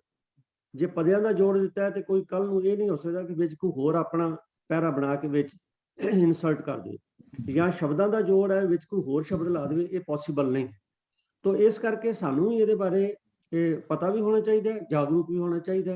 पर मैं फिर एक बार रिपीट कर रहा कि गुरु अर्जन साहब जी की ये जी एडिटिंग सिस्टम है कि अखीर ते आके ये कीज जड़ियाँ लाइया ने नंबरिंग फिगर दियाँ कीज, ये बहुत ही यूनीक ने। तो वीर जी ने दसिया, जगजीत सिंह जी आप जी का बहुत बहुत धन्यवाद है। तो ये जिन्होंने वीर जी ने शब्द भेजे उन्होंने भी धन्यवाद है बई, तां जे निक्की निक्की गल जिहड़ी है वो सानू समझ पैंदी जाए। तो धन्यवाद। ग्रुप चैट में जो पहले शब्द सीगा भैन जी ने किया, मनिंदर कौर जी ने, जिहदे मैं बेनती की सी, उन्होंने दसिया कि बाहरी दिखावे की गल नहीं। तो डॉक्टर कृपाल सिंह जी ने ग्रुप चैट लिखा कि फ्रीक्वेंट मल्टीपल खंड पास are good examples of fruitless activity, no one is there often to listen Gurbani sadly. वो कहते बड़े अफसोस की गल है कि खंड पाठां दी लड़ियां चलदियां ने तां केवल बहुती थां ते पाठी सिंह पाठ कर रहे हुंदे ने, सुनन वाले ने। तो गल तां इह है भी सुनने भी चाहिदी है, पर उस तो अगला स्टैप जिहड़ा सुन के समझना भी चाहिए। ते समझिया तां ही जा सकदा है जी आपां सहज नाल पाठ करिए। तो रहत मर्यादा इसे करके सानू हदायत है कि हरेक सिख अपना सहज पाठ जारी रखे, भावें क्यों ना एक पन्ना ही रोज कर सके, 2 कर सके, 10 कर सके, पर सहज पाठ सहजे सहजे समझ के करिए। हुण तां साध संगत जी साडे कोल भंडार है, टीके भी बड़े आ गए ने, और हुण ते साडे मोबाइलों में टैबलेट्स में भी सानू सब कुछ मिल जाता है। तो पाठ करदे हां जिस वेले भी किसी अखर की नहीं समझ आती, उहदी आपां समझ करके अगे चलीए तां बहुत वधिया है। डॉक्टर साहब धन्यवाद आप जी का इनपुट देने लई। तो आपां अगले सवाल वाल चलते हैं। अगला सवाल है कि डॉक्टर सुरिंदर सिंह जी वालों कि थाल विच 3 वस्तु पईओ 7 संतोख विचारो। भी ये जिहड़ा शब्द है या ये जिहड़ी थाल की गल आई है, ये हिरदे रूप थाल है या श्री गुरु ग्रंथ साहब जी ने थाल आख्या है? तो इसदा उत्तर जिहड़ा मैं बेनती कर रहा कि सानू खोल के दसणगे प्रिंसीपल सुरिंदर सिंह। वाहिगुरू जी का खालसा, वाहिगुरू जी की फतेह। शब्द रूपी थाल रूपी जिहड़ा शब्द है थाल, श्री गुरु ग्रंथ साहिब महाराज वास्ते है या हिरदे रूपी थाल वास्ते, इस गल नूं समझण लई सानू इस दे हैडिंग तो गल शुरू करनी पवेगी। क्योंकि धन गुरु अर्जन देव जी महाराज ने इस शब्द का हैडिंग जो दिता है मुंदावणी महला पंजवां। जदों असीं मुंदावणी शब्द नूं लभण की कोशिश करते हैं, पहले नंबर ते तां हैडिंग दे विच उचारण सही होवे भी मुंदा बनी दद्दे नाल है। कई बार असीं आम तौर ते इहदा उचारण धद्दे नाल ही कर दिंदे हां। ते भाई साहब भाई कान सिंह जी नाभा ने गुरमत मारतंड भाग दूजा दे पन्ना 777 ते जो मुंदावणी का अर्थ लिखा है कि संस्कृत के शब्द मुद्रण का रूप है, जिसका अर्थ है मुंदना, बंद करना, छापना, भाव मोहर छाप लानी। अगों डिटेल नाल लिखते हैं कि पुरातन समय दे विच भारत देश के राजे महाराजा नूं जदों भोजन दिता जाता सी, कोई उन्हां खाने विच जहर ना पा जावे, इसलिए रसोई का दरोगा जां शाही वैद सब तो पहला सारे देगचियां दे विचों सब्जी आदि कढ़ के जां जो लंगर तैयार किया गया वो आप टच करता सी अपनी जीभ दे नाल ते चैक करके फिर उन्हां सारे देगचियां नूं बंद करके उत्ते मोहर छाप ला दित्ती जाती सी। ते जदों खाने का टाइम बादशाह का हुंदा सी, शाही वैद की हाज़री दे विच वो स्टैंप लगी हुई मोहर जिहड़ी है उहदा खोलिया जाता सी मूँह, ते फिर उहदे लई खाना तैयार करके उत्ते कपड़े दे नाल ढक के कपड़े दे उत्ते भी मोहर ला दित्ती जाती सी, जो बादशाह दे खाण समय शाही दरोगा जिहड़ा हुंदा सी जां इंचार्ज हुंदा सी रसोई दा, वो खोलदा सी ते फिर वो बादशाह नूं खिलाया जांदा सी। सो भाई साहब भाई कान सिंह जी नाभा लिखते हैं कि सतगुरु सच्चे पातशाह ने भी ਸੰਸਾਰ ਦੀ ਭੁੱਖ ਦੂਰ ਕਰਨ ਦੇ ਲਈ ਜੋ ਖਾਣਾ ਸੰਸਾਰ ਦੇ ਲਈ ਤਿਆਰ ਕੀਤਾ, ਉਹਦੇ ਲਾਸਟ ਵਿੱਚ ਜਾ ਕੇ ਆਪਣੀ ਮੋਹਰ ਲਾ ਦਿੱਤੀ। ਇਹ ਮੁੰਦਾਵਣੀ ਸ਼ਬਦ ਜਿਹੜਾ ਹੈ ਮੋਹਰ ਦਾ ਸੂਚਕ ਹੈ, ਪਰ ਇਹਦੇ ਵਿੱਚ ਖਾਣਾ ਜਿਹੜਾ ਹੈ ਕੀ ਤਿਆਰ ਕੀਤਾ ਗਿਆ ਉਹ ਅਸੀਂ ਸਮਝਣ ਦੀ ਕੋਸ਼ਿਸ਼ ਕਰਨੀ ਹੈ ਕਿ ਉਹ ਥਾਲ ਕਿਹੜਾ ਹੈ, ਇਹ ਥਾਲ ਸ਼ਬਦ ਕਿਹਦੇ ਲਈ ਵਰਤਿਆ ਗਿਆ। ਸੋ ਗੁਰਬਾਣੀ ਦੇ ਵਿੱਚ ਜਿੱਥੋਂ ਤੱਕ ਮੈਂ ਜੇ ਗਲਤ ਨਾ ਹੋਵਾਂ ਖੋਜ ਕੀਤੀ ਵੀ 2 ਵਾਰੀ ਮੁੰਦਾਵਣੀ ਸ਼ਬਦ ਗੁਰੂ ਅਮਰਦਾਸ ਜੀ ਮਹਾਰਾਜ ਨੇ ਵਰਤਿਆ ਹੈ, ਤੇ 1 ਵਾਰੀ ਇਹ ਮੁੰਦਾਵਣੀ ਸ਼ਬਦ ਜੋ ਹੈ ਤਰਤੀਬ ਦੇ ਨਾਲ ਗੁਰੂ ਅਰਜਨ ਦੇਵ ਜੀ ਮਹਾਰਾਜ ਨੇ। ਦਸ਼ਮੇਸ਼ ਪਿਤਾ ਸਰਬੰਸਤਾਨੀ ਸਾਹਿਬ ਸ੍ਰੀ ਗੁਰੂ ਗੋਬਿੰਦ ਸਿੰਘ ਜੀ ਮਹਾਰਾਜ ਨੇ ਜਦੋਂ ਪਿਤਾ ਗੁਰੂ ਤੇਗ ਬਹਾਦਰ ਜੀ ਮਹਾਰਾਜ ਜੀ ਬਾਣੀ ਸ੍ਰੀ ਗੁਰੂ ਗ੍ਰੰਥ ਸਾਹਿਬ ਵਿੱਚ ਦਰਜ ਕੀਤੀ, ਤਾਂ ਗੁਰੂ ਅਰਜਨ ਦੇਵ ਜੀ ਮਹਾਰਾਜ ਦੁਆਰਾ ਬਣਾਈ ਹੋਈ ਅਪਣਾਈ ਹੋਈ ਇਸੇ ਤਰਤੀਬ ਨੂੰ ਕਾਇਮ ਰੱਖਦੇ ਹੋਏ ਉਹਨਾਂ ਨੇ ਸਾਰੀ ਬਾਣੀ ਜਿਹੜੀ ਹੈ ਮੁੰਦਾਵਣੀ ਤੋਂ ਪਹਿਲਾਂ ਦਰਜ ਕਰਕੇ ਤੇ ਲਾਸਟ ਦੇ ਵਿੱਚ ਮੁੰਦਾਵਣੀ ਸ਼ਬਦ ਜਿਹੜਾ ਸੀ ਇਹ ਪੂਰੇ ਦਾ ਪੂਰਾ ਉਸੇ ਤਰ੍ਹਾਂ ਹੀ ਐਡਜਸਟ ਕਰ ਦਿੱਤਾ। ਸੋ ਇਹ ਮੁੰਦਾਵਣੀ ਸ਼ਬਦ ਦੇ ਆਮ ਤੌਰ ਤੇ 3 ਵਾਰ ਵਰਤੋਂ ਜਿਹੜੀ ਹੈ ਉਹ ਕੀਤੀ ਗਈ ਹੈ, ਜਿਹਦੇ ਵਿੱਚ ਗੁਰੂ ਅਮਰਦਾਸ ਜੀ 645 ਪੰਨੇ ਸੋਰਠਕੀ ਵਾਰ ਦੇ ਵਿੱਚ ਲਿਖਦੇ ਹਨ। ਥਾਲੇ ਵਿੱਚ 3 ਵਸਤੂ ਪਈਓ, ਹਰ ਭੋਜਨ ਅੰਮ੍ਰਿਤ ਸਾਰ, ਜਿਤ ਖਾਧੇ ਮਨ ਤ੍ਰਿਪਤੀ ਹੈ, ਪਾਈਏ ਮੋਖ ਦੁਆਰ। ਇਹ ਭੋਜਨ ਅਲੱਭ ਹੈ ਸੰਤੋ, ਲੱਭੈ ਗੁਰ ਵਿਚਾਰ। ਇਹ ਮੁੰਦਾਵਣੀ ਕਿਉਂ ਵਿੱਚੋਂ ਕੱਢੀ ਹੈ, ਸਵਾਲ ਹੈ, ਸਦਾ ਰੱਖੀਏ ਉਰਧਾਰ। ਇਹ ਮੁੰਦਾਵਣੀ ਸਤਿਗੁਰ ਭਾਈ, ਗੁਰਸਿੱਖਾਂ ਲੱਤੀ ਭਾਲ। ਨਾਨਕ ਜਿਸ ਬੁਝਾਏ ਸੋ ਬੁਝ ਸੀ, ਹਰ ਪਾਇਆ ਗੁਰਮੁਖ ਘਾਲ। ਇਹ ਸ਼ਬਦ ਧੰਨ ਗੁਰੂ ਅਮਰਦਾਸ ਜੀ ਮਹਾਰਾਜ ਦਾ, ਇਹਦੇ ਵਿੱਚ 2 ਵਾਰੀ ਮੁੰਦਾਵਣੀ ਸ਼ਬਦ ਆਇਆ। ਕਈ ਵਿਦਵਾਨ ਇੱਥੇ ਮੁੰਦਾਵਣੀ ਦਾ ਅਰਥ ਬੁਝਾਰਤ ਵੀ ਕਰਦੇ ਹਨ, ਪਰ ਪ੍ਰੋਫੈਸਰ ਸਾਹਿਬ ਸਿੰਘ ਜੀ ਨੇ ਇੱਥੇ ਜਿਹੜਾ ਥਾਲ ਸ਼ਬਦ ਦਾ ਅਰਥ ਹੈ ਉਹ ਹਿਰਦੇ ਰੂਪੀ ਥਾਲ ਕੀਤਾ ਹੈ ਜਦੋਂ ਇਹ ਮੁੰਦਾਵਣੀ ਸ਼ਬਦ ਆਇਆ ਹੈ।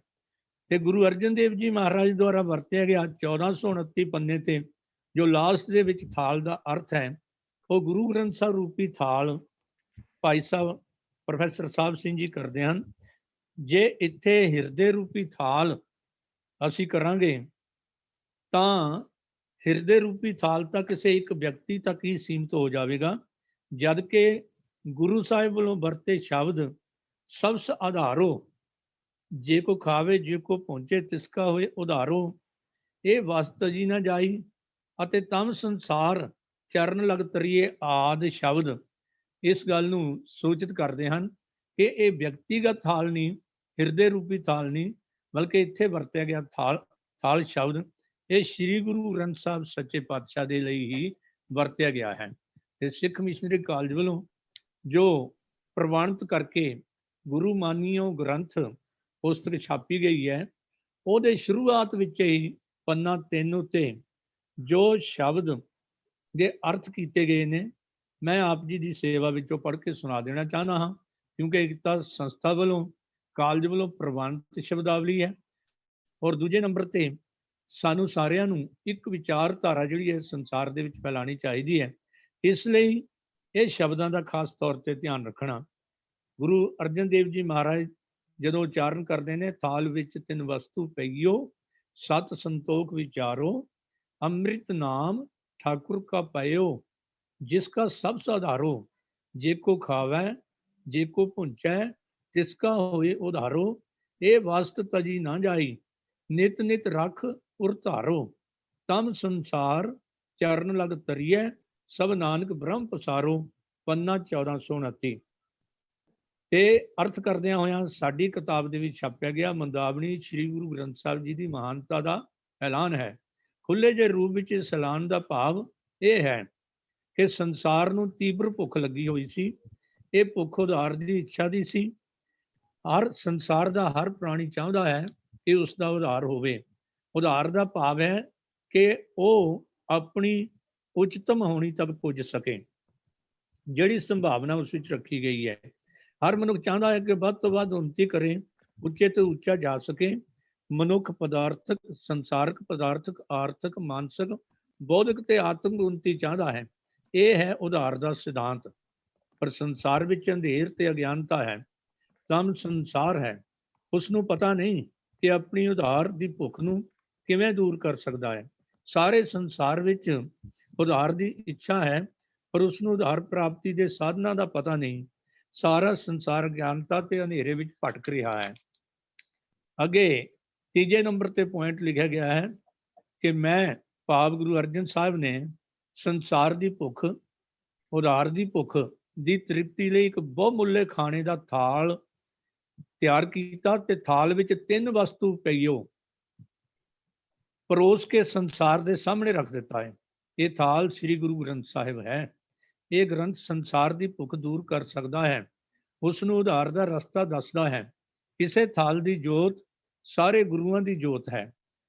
ਮੇਰਾ ਵਿਸ਼ਵਾਸ ਹੈ, ਗੁਰੂ ਅਰਜਨ ਦੇਵ ਜੀ ਮਹਾਰਾਜ ਕਹਿੰਦੇ ਹਨ, ਜੇ ਕੋਈ ਪ੍ਰਾਣੀ ਇਸ ਥਾਲ ਵਿੱਚ ਪਰੋਸੀ ਹੋਈ ਵਸਤੂ ਨੂੰ ਖਾ ਜਾਵੇ ਤੇ ਪਚਾ ਜਾਏ, ਉਸ ਦਾ ਉਧਾਰ ਜ਼ਰੂਰ ਹੋਵੇਗਾ। ਉਹ ਉੱਚੀ ਤੋਂ ਉੱਚੀ ਆਤਮਿਕ ਅਵਸਥਾ ਤੱਕ ਪਹੁੰਚ ਸਕਦਾ ਹੈ।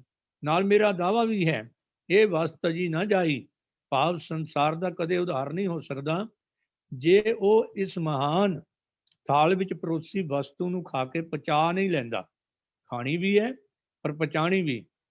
ਪਚਾਉਣ ਦਾ ਮਤਲਬ ਉਹਦੇ ਮੁਤਾਬਕ ਜੋ ਹੁਣੇ ਵੀਰ ਰਾਜਾ ਸਿੰਘ ਜੀ ਨੇ ਪਹਿਲਾਂ ਇਹ ਵਿਚਾਰ ਦਿੱਤੇ ਸਨ, ਇੱਕ ਤਾਂ ਕੋਈ ਮਿਲਾਵਟ ਨਾ ਪੈ ਜਾਵੇ, ਔਰ ਇੱਕ ਦੂਜੇ ਨੰਬਰ ਤੇ ਬਾਣੀ ਦੀ ਨਿਰੋਲਤਾ ਕਾਇਮ ਰਹੇ।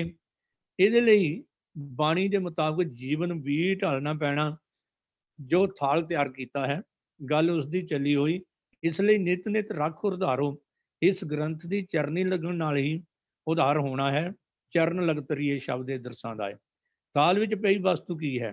ਗੁਰੂ ਸਾਹਿਬ ਦੱਸਦੇ ਹਨ ਕਿ ਇਹ ਖਾਣਾ 3 ਚੀਜ਼ਾਂ ਦਾ ਤਿਆਰ ਕੀਤਾ ਹੈ: ਸੱਤ ਦਾ ਵਿਚਾਰ, ਸੰਤੋਖ ਦਾ ਵਿਚਾਰ ਤੇ ਅੰਮ੍ਰਿਤ ਨਾਮ ਦਾ ਵਿਚਾਰ। ਗੁਰੂ ਗ੍ਰੰਥ ਸਾਹਿਬ ਵਿੱਚ ਸਚਾਈ, ਸੰਤੋਖੀ ਜੀਵਨ ਤੇ ਨਾਮ ਭਗਤੀ ਜੀਵਨ ਦੇ ਵਿਚਾਰ ਦ੍ਰਿੜ ਕਰਵਾਏ ਗਏ ਹਨ।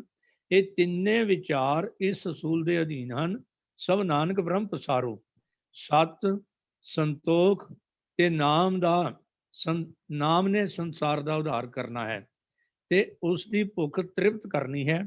ਇਹ ਭੋਜਨ ਤੋਂ ਬਿਨਾਂ ਸੰਸਾਰ ਰਹਿ ਹੀ ਨਹੀਂ ਸਕਦਾ। ਸੋ ਇੱਥੇ ਸ਼ਬਦ ਦਾ ਅਰਥ ਜਿਹੜਾ ਹੈ ਉਹ ਅਸੀਂ ਕਹਿ ਸਕਦੇ ਹਾਂ, ਇਹ ਸ੍ਰੀ ਗੁਰੂ ਗ੍ਰੰਥ ਸਾਹਿਬ ਰੂਪੀ ਥਾਲ ਵਾਸਤੇ ਹੈ, ਜੋ ਗੁਰੂ ਅਮਰਦਾਸ ਜੀ ਮਹਾਰਾਜ ਨੇ ਮੁੰਦਾਵਣੀ ਸ਼ਬਦ ਵਰਤਿਆ ਹੈ। ਤੇ ਉੱਥੇ ਮੁੰਦਾਵਣੀ ਦਾ ਅਰਥ ਜਿਹੜਾ ਸੀ ਉਹ ਹਿਰਦੇ ਰੂਪੀ ਥਾਲ ਵਾਸਤੇ। ਪ੍ਰੋਫੈਸਰ ਸਾਹਿਬ ਸਿੰਘ ਜੀ ਨੇ ਦੋਨੇ ਅਰਥਾਂ ਵਿੱਚ ਵੀ ਵਿਆਖਿਆ ਵਿੱਚ ਦੱਸ ਦਿੱਤਾ ਸੀ। ਇਹ ਵਿਚਾਰ ਜਦੋਂ ਪੈਨਲ ਵਿੱਚ ਹੋਈ ਸੀ। ਸੋ ਇਤਨੇ ਕੁ ਵਿਚਾਰ ਆਪ ਜੀ ਦੀ ਸੇਵਾ ਵਿੱਚ ਹਨ। ਜੇ ਸਪਸ਼ਟ ਹੋ ਗਿਆ ਧੰਨਵਾਦੀ ਹੋਵਾਂਗਾ। ਜੇ ਮੇਰੀ ਕੋਈ ਘਾਟ ਹੈ ਮੈਨੂੰ ਦੱਸਣ ਦੀ ਕਿਰਪਾਲਤਾ ਕਰਿਓ ਜੀ। ਬਹੁਤ ਬਹੁਤ ਧੰਨਵਾਦ। ਵਾਹਿਗੁਰੂ ਜੀ ਕਾ ਖਾਲਸਾ, ਵਾਹਿਗੁਰੂ ਜੀ ਕੀ ਫਤਿਹ। ਜਿੱਥੇ ਪ੍ਰਿੰਸੀਪਲ ਸਾਹਿਬ ਨੇ ਲਫ਼ਜ਼ ਮੁਦਾਵਣੀ ਜਿਹੜਾ ਉਹਦੇ ਸਾਨੂੰ ਅਰਥ ਸਮਝਾਏ ਨੇ, ਉੱਥੇ ਇਹ ਕਿਉਂ ਵਰਤਿਆ ਔਰ ਕਿਸ ਲਹਿਜੇ 'ਚ ਵਰਤਿਆ, ਔਰ ਇਸ ਜਿਹੜਾ ਸਵਾਲ ਸੀਗਾ ਕਿ ਉਹਦਾ ਵੀ ਉਹਨਾਂ ਨੇ ਉੱਤਰ ਦਿੱਤਾ ਹੈ। ਔਰ ਪੂਰੀ ਐਕਸਪਲੇਨੇਸ਼ਨ ਦੇ ਨਾਲੇ ਜੋ ਕਾਲਜ ਵੱਲੋਂ ਛਪੀ ਆਲਰੇਡੀ ਇਹਦੇ ਬਾਰੇ ਕਮੈਂਟਰੀ ਹੈ, ਉਹ ਸਾਰੀ ਉਹਨਾਂ ਨੇ ਪੜ੍ਹ ਕੇ ਵੀ ਸੁਣਾਈ ਹੈ ਕਿ ਇਹ ਸ੍ਰੀ ਗੁਰੂ ਗ੍ਰੰਥ ਸਾਹਿਬ ਜਿਹੜੇ ਨੇ ਉਹਦੇ ਰੂਪੀ ਥਾਲ ਦੱਸਿਆ ਮੁਦਾਵਣੀ ਵਿੱਚ। ਤੋ ਸਾਧ ਸੰਗਤ ਜੀ, ਬੇਨਤੀ ਹੈ ਕਿ ਗੁਰੂ ਗ੍ਰੰਥ ਸਾਹਿਬ ਦੀ ਜਿਹੜੀ ਗੁਰਬਾਣੀ ਆਪਾਂ ਪੜ੍ਹਦੇ ਹਾਂ, ਉਹਦਾ ਆਸ਼ਾ ਤੇ ਇਹੀ ਹੈ ਕਿ ਗੁਰਬਾਣੀ ਪੜ੍ਹਨ ਤੋਂ ਬਾਅਦ, ਸਮਝਣ ਤੋਂ ਬਾਅਦ ਸਾਡਾ ਜੀਵਨ ਜਿਹੜਾ ਹੈ ਉਹ ਸੰਤੋਖੀ ਜੀਵਨ ਬਣੇ, ਉਹ ਸਚਿਆਰ ਜੀਵਨ ਬਣੇ। ਜਿਸ ਤਰ੍ਹਾਂ ਕਿ ਗੁਰੂ ਨਾਨਕ ਪਾਤਸ਼ਾਹ ਜੀ ਨੇ ਜਪ ਸਾਹਿਬ ਦੀ ਬਾਣੀ ਵਿੱਚ ਸਾਨੂੰ ਸਵਾਲ ਪਹਿਲਾ ਪਾਇਆ ਹੀ ਹੈ ਕਿ ਕਿਵ ਸਚਿਆਰਾ ਹੋਈ ਹੈ, ਕਿਵ ਕੂੜਾ ਟੁੱਟੇ ਪਾ। ਤੋ ਜੇਕਰ ਅਸੀਂ ਬਾਣੀ ਨੂੰ ਸਮਝਾਂਗੇ ਤਾਂ ਫਿਰ ਐਂਡ ਰਿਜ਼ਲਟ ਤੇ ਇਹੀ ਹੈ ਕਿ ਅਸੀਂ ਸੱਤ ਤੇ ਸੰਤੋਖ ਦੇ ਧਾਰਨੀ ਹੋ ਕੇ ਉਹ ਨਾਮ ਨੂੰ ਪ੍ਰਾਪਤ ਕਰਾਂਗੇ। ਤੋ ਬਾਖੂਬੀ ਦੱਸਿਆ, ਆਪ ਜੀ ਦਾ ਬਹੁਤ ਬਹੁਤ ਧੰਨਵਾਦ ਹੈ। ਤੋ ਗੁਰਬਾਣੀ ਵਿੱਚ ਹੋਰ ਥਾਂ ਤੇ ਵੀ ਜੀ ਜਿਹੜੀ ਇਸ ਅਵਸਥਾ ਦਾ ਜ਼ਿਕਰ ਹੈ ਕਿ ਸਤ ਸੰਤੋਖ ਹੋਵੇ ਅਰਦਾਸ, ਤਾਂ ਸੁਣ ਸਦ ਬਹਾਲੇ ਪਾਸ। ਤੋ ਇਹ ਜਿਹੜੀਆਂ ਸੰਤੋਖੀ, ਇਹ ਜਿਹੜੀਆਂ ਦੈਵੀ ਬਿਰਤੀਆਂ ਨੇ ਸਤ ਤੇ ਸੰਤੋਖ ਦੀਆਂ, ਜਿਹਦੇ ਕੋਲ ਇਹ ਆ ਗਈਆਂ ਉਹਦਾ ਜੀਵਨ ਸਫਲ। ਪਰ ਇੱਕ ਗੱਲ ਇਹ ਵੀ ਹੈ, ਜੇ ਨਹੀਂ ਆਈਆਂ ਤੇ ਫਿਰ ਜੀਵਨ 'ਚ ਭਟਕਣਾ ਹੀ। ਜੇ ਸਾਡੇ ਕੋਲ ਸਤ ਤੇ ਸੰਤੋਖ ਨਹੀਂ ਹੈ ਤੇ ਜੋ ਕੁਝ ਮਰਜ਼ੀ ਸੀ ਪ੍ਰਾਪਤ ਕਰ ਲਈਏ, ਚਾਹੇ ਗਿਆਨ ਹੈ, ਚਾਹੇ ਧਨ ਹੈ, ਚਾਹੇ ਕੁਝ ਵੀ ਹੈ, ਰੁਤਬਾ ਹੈ, ਪਰ ਭਟਕਣਾ ਨਹੀਂ ਜਾਣੀ। ਜੇ ਸਤ ਤੇ ਸੰਤੋਖ ਆ ਜਾਏਗਾ ਤੇ ਸਾਡੀ ਜੀਵਨ ਦੀ ਭਟਕਣਾ ਖਤਮ ਹੋ ਕੇ ਅਸੀਂ ਸਹਿਜ ਅਵਸਥਾ ਵਿੱਚ ਪਹੁੰਚ ਸਕਦੇ ਹਾਂ। ਤੋ ਇੱਕ ਵਾਰੀ ਫੇਰ ਮੈਂ ਪ੍ਰਿੰਸੀਪਲ ਸਾਹਿਬ ਜੀ ਦਾ ਧੰਨਵਾਦ ਕਰਦਾ ਔਰ ਸੰਗਤ ਨੂੰ ਬੇਨਤੀ ਕਰਦਾ ਕਿ ਇਹੋ ਜਿਹੇ ਸਵਾਲ ਜਿਹੜੇ ਜ਼ਰੂਰ ਕੱਢ ਕੇ ਲਿਆਓ, ਤਾਂ ਜੇ ਅਸੀਂ ਵੀ ਤਿਆਰੀ ਕਰਕੇ ਉਹਦੇ ਸਾਡੀ ਸਮਝ ਵਿੱਚ ਵਾਧਾ ਹੋ ਜਾਂਦਾ ਹੈ ਔਰ ਆਪ ਜੀ ਨਾਲ ਗੱਲ ਵੀ ਸਹੀ ਕਰ ਸਕਦੇ। ਤੋ ਧੰਨਵਾਦ ਹੈ ਜੀ ਜਿਨ੍ਹਾਂ ਨੇ ਸਵਾਲ ਭੇਜਿਆ ਉਹਨਾਂ ਦਾ ਵੀ, ਤੇ ਡਾਕਟਰ ਸੁਰਿੰਦਰ ਸਿੰਘ ਜੀ ਦਾ। ਡਾਕਟਰ ਸੁਰਿੰਦਰ ਸਿੰਘ ਜੀ ਖੁਦ ਸ੍ਰੀ ਗੁਰੂ ਗ੍ਰੰਥ ਸਾਹਿਬ ਜੀ ਦੀ ਇੰਗਲਿਸ਼ ਟ੍ਰਾਂਸਲੇਸ਼ਨ ਕਰ ਰਹੇ ਨੇ। ਉਹ ਇੱਕ ਬੜਾ ਵੱਡਾ ਉਪਾਅ ਹੈ, ਕਿਉਂਕਿ ਹੁਣ ਤੱਕ ਜਿਹੜੀਆਂ ਟ੍ਰਾਂਸਲੇਟਡ ਸਾਨੂੰ ਮਿਲਦੀਆਂ ਨੇ ਵਰਜ਼ਨ, ਉਹ ਬਹੁਤੀਆਂ ਜਿਹੜੀਆਂ ਨੇ ਉਹ ਤੁਸੀਂ ਦੇਖੋਗੇ ਕਿ ਉਹ ਸਿਰਫ ਡਿਕਸ਼ਨਰੀ ਮੀਨਿੰਗ ਹੀ ਕੀਤੇ ਨੇ, ਅੰਤਰੀਵ ਭਾਵ ਨੇ, ਜਦ ਕਿ ਗੁਰਬਾਣੀ ਚ ਅੰਤਰੀਵ ਭਾਵ ਬੜਾ ਜ਼ਰੂਰੀ ਹੈ। ਜਿਵੇਂ ਸਭ ਤੋਂ ਪਹਿਲਾ ਸਵਾਲ ਲਿਆ ਸੀ ਭੈਣ ਮਨਿੰਦਰ ਕੌਰ ਜੀ ਨੇ ਕਿਹਾ, ਉਹਦੇ ਚ ਅੰਤਰੀਵ ਭਾਵ ਦੀ ਗੱਲ ਸੀ। ਜਿਹੜਾ ਹੁਣ ਪ੍ਰਿੰਸੀਪਲ ਸਾਹਿਬ ਨੇ ਦੱਸਿਆ, ਅੰਤਰੀਵ ਭਾਵ ਦੀ ਗੱਲ ਹੈ, ਲਫ਼ਜ਼ੀ ਅਰਥਾਂ ਦੀ ਗੱਲ ਨਹੀਂ। ਤੋ ਲਫ਼ਜ਼ੀ ਅਰਥ ਸਾਨੂੰ ਆਉਣੇ ਚਾਹੀਦੇ ਨੇ, ਪਰ ਜਿੰਨਾ ਚਿਰ ਅੰਤਰੀਵ ਭਾਵ ਨਹੀਂ ਹੋਏਗਾ ਉਹਨਾਂ ਚਿਰ ਸਾਨੂੰ ਉਹਦਾ ਜੋ ਸਹੀ ਫਿਲਾਸਫੀ ਹੈ ਉਹ ਸਮਝ ਨਹੀਂ ਆਏ। ਤੋ ਆਓ ਸਾਧ ਸੰਗਤ ਜੀ, ਜਿਹੜਾ ਅਗਲੇ ਸਵਾਲ ਹੁਣ ਆਪਾਂ ਚੱਲਦੇ ਹਾਂ। ਤੇ ਪ੍ਰਭਕੀਰਤਨ ਸਿੰਘ ਜੀ ਜੋ ਕਿ ਬੜੇ ਅੱਛੇ ਤਰੀਕੇ ਨਾਲ ਔਰ ਬੜੇ ਹੀ ਵਧੀਆ ਤਰੀਕੇ ਨਾਲ ਉਹਨਾਂ ਨੇ ਸਾਨੂੰ ਜਪਜੀ ਸਾਹਿਬ, ਉਸ ਤੋਂ ਬਾਅਦ ਜਿਹੜਾ ਰਾਸ ਹੁਣ ਸੋਹਲੇ ਦੀ ਬਾਣੀ ਦਾ ਉਹਨਾਂ ਨੇ ਸਾਨੂੰ ਜੋ ਦੱਸਿਆ। ਤੋ ਉਹ ਜਿਸ ਵੇਲੇ ਸੋਹਲੇ ਦੀ ਬਾਣੀ ਦਾ ਵਿਚਾਰ ਕਰ ਰਹੇ ਸਨ ਤਾਂ ਸੰਗਤ ਵਿੱਚ ਸਵਾਲ ਆਇਆ ਸੀਗਾ ਕਿ ਜਿਹੜੇ ਉਸ ਸ਼ਬਦ ਦੇ ਵਿੱਚ ਆਉਂਦੀਆਂ ਨੇ ਅੱਖਰਾਂ ਦੇ ਚਵਰ ਜੋਤ ਵਗੈਰਾ, ਜਿਹੜਾ ਸ਼ਾਇਦ ਤਨਾਸੀ ਰਾਗ ਵਾਲੇ ਸ਼ਬਦ ਉਚਾਰੀਆਂ ਸਨ, ਤੇ ਉਹ ਕਹਿੰਦੇ ਵੀ ਇਹਨਾਂ ਬਾਰੇ ਸਾਨੂੰ ਥੋੜਾ ਖੋਲ ਕੇ ਸਮਝਾਓ ਵੀ ਚਵਰ ਜੋਤ ਵਗੈਰਾ ਹੁੰਦੀਆਂ ਕੀ। ਮੈਂ ਬੇਨਤੀ ਕਰ ਰਿਹਾ ਵੀਰ ਪ੍ਰਭਕੀਰਤਨ ਸਿੰਘ ਜੀ ਨੂੰ ਬਈ ਇਹ ਜਿਹੜੇ ਅੱਖਰ ਉਸ ਸ਼ਬਦ ਵਿੱਚ ਆਏ ਸਨ ਉਹਨਾਂ ਨੂੰ ਕਿਰਪਾ ਕਰਕੇ ਥੋੜਾ ਐਕਸਪਲੇਨ ਕਰਕੇ ਦੱਸੋ, ਸੰਗਤ ਦੀ ਮੰਗ ਹੈ ਜੀ। ਹਾਂਜੀ, ਵਾਹਿਗੁਰੂ ਜੀ ਖਾਲਸਾ ਵਾਹਿਗੁਰੂ ਜੀ ਕੀ ਫਤਿਹ ਜੀ। ਜੋ ਸ਼ਬਦ ਇਸ ਸ਼ਬਦ ਦੇ ਅੰਦਰ ਜਿਹੜੇ ਸ਼ਬਦ ਸਨਾਤਨ ਧਰਮ ਦੀ ਆਰਤੀ ਦੇ ਨਾਲ ਕਨੈਕਟਡ ਆਏ ਹਨ, ਉਹਨਾਂ ਸਾਰਿਆਂ ਦੇ ਬਾਰੇ ਸੰਖੇਪ ਦੇ ਵਿੱਚ ਆਪਾਂ ਵਿਚਾਰ ਕਰ ਲਈਏ। ਸਭ ਤੋਂ ਪਹਿਲਾਂ ਤੇ ਆਪਾਂ ਇਹ ਸਮਝ ਲਈਏ ਕਿ ਆਰਤੀ ਹੁੰਦੀ ਕੀ ਹੈ। ਆਰਤੀ ਸਨਾਤਨ ਧਰਮ ਦੇ ਵਿੱਚ ਪੂਜਾ ਦਾ ਅੰਗ ਹੈ ਤੇ ਆਮ ਤੌਰ ਤੇ ਅੰਤਮ ਅੰਗ ਹੁੰਦਾ ਹੈ। ਇਹਦੇ ਵਿੱਚ ਇੱਕ ਥਾਲ ਵਿੱਚ ਕਈ ਚੀਜ਼ਾਂ ਰੱਖ ਕੇ, ਜਿਨ੍ਹਾਂ ਦੀ ਖਾਸ ਇੰਪੋਰਟੈਂਸ ਮੰਨੀ ਗਈ ਹੈ ਸਨਾਤਨ ਧਰਮ ਦੇ ਵਿੱਚ, ਉਹਨਾਂ ਚੀਜ਼ਾਂ ਨੂੰ ਰੱਖ ਕੇ ਤੇ ਆਪਣੇ ਇਸ਼ਟ ਦੇਵ ਦੀ ਮੂਰਤੀ ਦੇ ਅੱਗੇ ਘੁਮਾਇਆ ਜਾਂਦਾ ਹੈ। ਪਹਿਲੇ ਜਿਵੇਂ ਪੈਰਾਂ ਦੇ ਅੱਗੇ ਉਹਦੇ 4 ਚੱਕਰ ਦਿੱਤੇ ਜਾਂਦੇ ਹਨ, ਫਿਰ ਨਾਭੀ ਅੱਗੇ, ਫਿਰ ਚਿਹਰੇ ਅੱਗੇ, ਤੇ ਫਿਰ ਉਸ ਤੋਂ ਬਾਅਦ ਪੂਰੇ ਸਰੀਰ ਦੇ ਅੱਗੇ, ਯਾਨੀ ਕਿ ਪੂਰੀ ਮੂਰਤੀ ਦੇ ਅੱਗੇ ਉਹਦੇ ਚੱਕਰ ਦਿੱਤੇ ਜਾਂਦੇ ਹਨ। ਉਹ ਕਲੌਕਵਾਈਜ਼ ਢੰਗ ਦੇ ਵਿੱਚ ਦਿੱਤੇ ਜਾਂਦੇ ਹਨ, ਇਹ ਵੀ ਨਿਰਧਾਰਤ ਹੈ ਉੱਥੇ। ਥਾਲ ਜਿਹੜਾ ਘੁਮਾਇਆ ਜਾਂਦਾ ਹੈ ਉਹਦੇ ਕੀ ਅੰਗ ਹਨ। ਉਹ ਇੱਕ ਤਾਂ ਉਹਦੇ ਵਿੱਚ 1 ਤੋਂ ਲੈ ਕੇ 2 ਤੋਂ ਲੈ ਕੇ ਤੇ 101 ਦੀਵਿਆਂ ਤੱਕ ਉਹ ਦੀਵੇ ਜਗਾ ਕੇ ਰੱਖੇ ਜਾਂਦੇ ਹਨ, ਜਿਨ੍ਹਾਂ ਦੀ ਵੱਖੋ-ਵੱਖ ਰਿਚੁਅਲਸ ਦੇ ਮੁਤਾਬਕ ਇੰਪੋਰਟੈਂਸ ਹੁੰਦੀ ਹੈ। ਉਸ ਤੋਂ ਬਾਅਦ ਉਹਦੇ ਜਿਹੜੀਆਂ ਚੀਜ਼ਾਂ ਦਾ ਹੈ ਉਹ ਆਪਾਂ ਡਿਸਕਸ ਕਰਦੇ ਹਾਂ ਤੇ ਨਾਲ ਗੱਲ ਕਰਦੇ ਹਾਂ। ਤੋ ਜਿਹੜਾ ਆਰਤੀ ਕਰ ਰਿਹਾ ਹੁੰਦਾ ਹੈ ਜਾਂ ਕਰਵਾ ਰਿਹਾ ਹੁੰਦਾ ਹੈ ਪੁਜਾਰੀ ਤੋਂ, ਉਹਦੇ ਵਾਸਤੇ ਇੱਕ ਹੋਰ ਬੜੀ ਵਿਸ਼ੇਸ਼ ਚੀਜ਼ ਹੁੰਦੀ ਹੈ ਕਿ ਉਸਨੇ ਜੋ ਮੂਰਤੀ ਹੈ ਉਹਦੀਆਂ ਅੱਖਾਂ ਦੇ ਨਾਲ ਅੱਖਾਂ ਮਿਲਾ ਕੇ ਉਨੀ ਦੇਰ ਖੜੇ ਰਹਿਣਾ ਹੈ, ਕਿਉਂਕਿ ਮੰਨਿਆ ਜਾਂਦਾ ਹੈ ਕਿ ਉਹਦੇ ਨਾਲ ਕੁਝ ਵਿਸ਼ੇਸ਼ ਸ਼ਕਤੀ ਉਸ ਵਿਅਕਤੀ ਦੇ ਵਿੱਚ ਪ੍ਰਵੇਸ਼ ਹੁੰਦੀ ਹੈ ਜਿਹੜਾ ਆਰਤੀ ਕਰਵਾ ਰਿਹਾ ਹੈ। ਤੋ ਇਸ ਕਰਕੇ ਇਸ ਸਾਰੀ ਜੋ ਰਿਚੁਅਲ ਹੈ ਆਰਤੀ ਦਾ, ਉਹਦੇ ਵਿੱਚ ਇਹਨਾਂ ਚੀਜ਼ਾਂ ਦੀ ਇੱਕ ਇੰਪੋਰਟੈਂਸ ਹੈ। ਸਭ ਤੋਂ ਪਹਿਲਾਂ ਤੇ ਥਾਲ ਲਿਆ ਜਾਂਦਾ ਹੈ ਜਿਹਦੇ ਵਿੱਚ ਦੀਵੇ ਜਗਾਏ ਜਾਂਦੇ ਹਨ, ਕੁਝ ਮੋਤੀ ਆਦਿਕ ਚਮਕਦੇ ਰੱਖੇ ਜਾਂਦੇ ਹਨ। ਤੋ ਸਤਿਗੁਰੂ ਜੀ ਨੇ ਥਾਲ, ਉਹ ਜਿਹਦੇ ਵਿੱਚ ਥਾਲ ਵਿੱਚ ਜਿਹੜੀ ਸਮੱਗਰੀ ਹੁੰਦੀ ਹੈ, ਤੇ ਉਹ ਸਤਿਗੁਰੂ ਜੀ ਕਹਿੰਦੇ ਹਨ ਕਿ ਜੇ ਥਾਲ ਹੀ ਅਸੀਂ ਘੁਮਾਉਣਾ ਹੈ ਤੇ ਉਸ ਬੇਅੰਤ ਪ੍ਰਭੂ ਦੇ ਅੱਗੇ ਥਾਲ ਘੁਮਾਉਣਾ ਹੈ ਤਾਂ ਫਿਰ ਉਹਦੇ ਅੱਗੇ ਤਾਂ ਇਹ ਗਗਨ ਰੂਪੀ ਥਾਲ ਹਮੇਸ਼ਾ ਹੀ ਸਜਿਆ ਹੋਇਆ। ਕਿਉਂਕਿ ਆਰਤੀ ਦੀ ਜਿਹੜੀ ਡੈਫੀਨੇਸ਼ਨ ਸਾਨੂੰ ਗੁਰਮਤਿ ਦੇ ਵਿੱਚ ਸਤਿਗੁਰੂ ਜੀ ਨੇ ਇਸ ਸ਼ਬਦ ਦੇ ਵਿੱਚ ਦਿੱਤੀ ਹੈ, ਉਹ ਦਿੱਤੀ ਹੈ ਕਿ ਜਦੋਂ ਅਕਾਲ ਪੁਰਖ ਦੀ ਆਰਤੀ ਹੈ ਹੀ ਉਹ ਹੈ ਕਿ ਜੋ ਤਿਸ ਭਾਵੈ ਸੋ ਆਰਤੀ ਹੋਏ, ਭਾਵ ਉਸ ਦੇ ਭਾਣੇ ਉਸ ਦੇ ਹੁਕਮ ਦੇ ਵਿੱਚ ਜਦੋਂ ਅਸੀਂ ਜੀਵਨ ਬਿਤਾਉਂਦੇ ਹਾਂ ਤਾਂ ਉਹੀ ਆਰਤੀ ਹੈ। ਜੋ ਉਸਨੂੰ ਚੰਗਾ ਲੱਗਦਾ ਹੈ ਉਹੀ ਆਰਤੀ ਹੈ, ਹੋਰ ਕੋਈ ਵੱਖਰੀ ਆਰਤੀ ਨਹੀਂ। ਪਰ ਜੇ ਆਰਤੀ ਦੀ ਗੱਲ ਕਰਨ ਲੱਗਿਆ ਉਹਨਾਂ ਨੇ ਸਮਝਾਉਣ ਲਈ ਕਿਹਾ ਹੈ ਕਿ ਇਹ ਥਾਲ ਸਤਿਗੁਰੂ ਜੀ ਨੇ ਕਿਹਾ ਹੈ ਕਿ ਗਗਨ ਹੈ। ਗਗਨ ਇਤਨਾ ਵੱਡਾ ਥਾਲ ਹੈ ਜਿਹਦੇ ਨਾਲ ਅਸੀਂ ਅਕਾਲ ਪੁਰਖ ਦੀ, ਵਾਹਿਗੁਰੂ ਦੀ, ਉਸ ਪ੍ਰਭੂ ਦੀ ਆਰਤੀ ਕਰ ਸਕਦੇ ਹਾਂ। ਤੇ ਇਹਦੇ ਵਿੱਚ ਜਿਵੇਂ 2 ਦੀਵੇ ਰੱਖੇ ਜਾਂਦੇ ਹਨ, ਉਹ ਸਤਿਗੁਰੂ ਜੀ ਕਹਿੰਦੇ ਹਨ ਕਿ ਰਵ ਤੇ ਚੰਦ ਭਾਵ ਸੂਰਜ ਤੇ ਚੰਦਰਮਾ ਹਨ। ਤੋ ਇਹ ਏਡਾ ਵੱਡਾ ਥਾਲ ਹੈ ਜੋ ਗगन ਹੈ, ਆਕਾਸ਼ ਹੈ ਪੂਰਾ, ਜਿਹਦੇ ਵਿੱਚ ਦੀਵੇ ਸਜੇ ਹੋਏ ਹਨ ਤੇ ਨਾਲ ਤਾਰਿਆਂ ਦਾ ਮੰਡਲ ਜਿਹੜਾ ਹੈ ਉਹ ਮਾਨੋ ਮੋਤੀਆਂ ਦੀ ਤਰ੍ਹਾਂ ਉਹਦੇ ਵਿੱਚ ਪਿਆ ਹੈ। ਆਰਤੀ ਦੇ ਥਾਲ ਦੇ ਵਿੱਚ ਧੂਪ ਜਿਹੜੀ ਵਸਾਈ ਜਾਂਦੀ ਹੈ ਉਹ ਇੱਕ ਮਤਲਬ ਸ਼ੁੱਧ ਮਨ ਦੀ ਜੋ ਸਿੰਬਲ ਹੈ ਕਿ ਜਦੋਂ ਸਾਡੇ ਮਨ ਸ਼ੁੱਧ ਹੋ ਜਾਂਦਾ ਹੈ ਤੇ ਉਹ ਖੁਸ਼ਬੂਦਾਰ ਹੋ ਜਾਂਦਾ ਹੈ ਤੇ ਉਸ ਦੇ ਸਿੰਬਲ ਵਜੋਂ ਧੂਪ ਸਜਾਈ ਜਾਂਦੀ ਹੈ। ਤੇ ਸਤਿਗੁਰੂ ਕਹਿੰਦੇ ਹਨ ਕਿ ਉਹ ਖੁਸ਼ਬੂ ਦੀ ਜਿੱਥੋਂ ਤੱਕ ਗੱਲ ਹੈ, ਇਸ ਸ੍ਰਿਸ਼ਟੀ ਦੇ ਵਿੱਚ ਬਨਸਪਤੀ ਵੱਲੋਂ, ਕੁਦਰਤ ਵੱਲੋਂ ਤਰ੍ਹਾਂ ਤਰ੍ਹਾਂ ਦੀਆਂ ਖੁਸ਼ਬੂਆਂ ਜਨਰੇਟ ਹੋ ਰਹੀਆਂ ਹਨ। ਇੱਕ ਪਰਬਤ ਮੰਨਿਆ ਗਿਆ ਹੈ ਜਿਹੜਾ ਕਿ ਦੱਖਣ ਵਿੱਚ ਕਿਹਾ ਜਾਂਦਾ ਹੈ, ਜਿਹਦੇ ਉੱਤੇ ਚੰਦਨ ਤੇ ਹੋਰ ਖੁਸ਼ਬੂਦਾਰ ਚੀਜ਼ਾਂ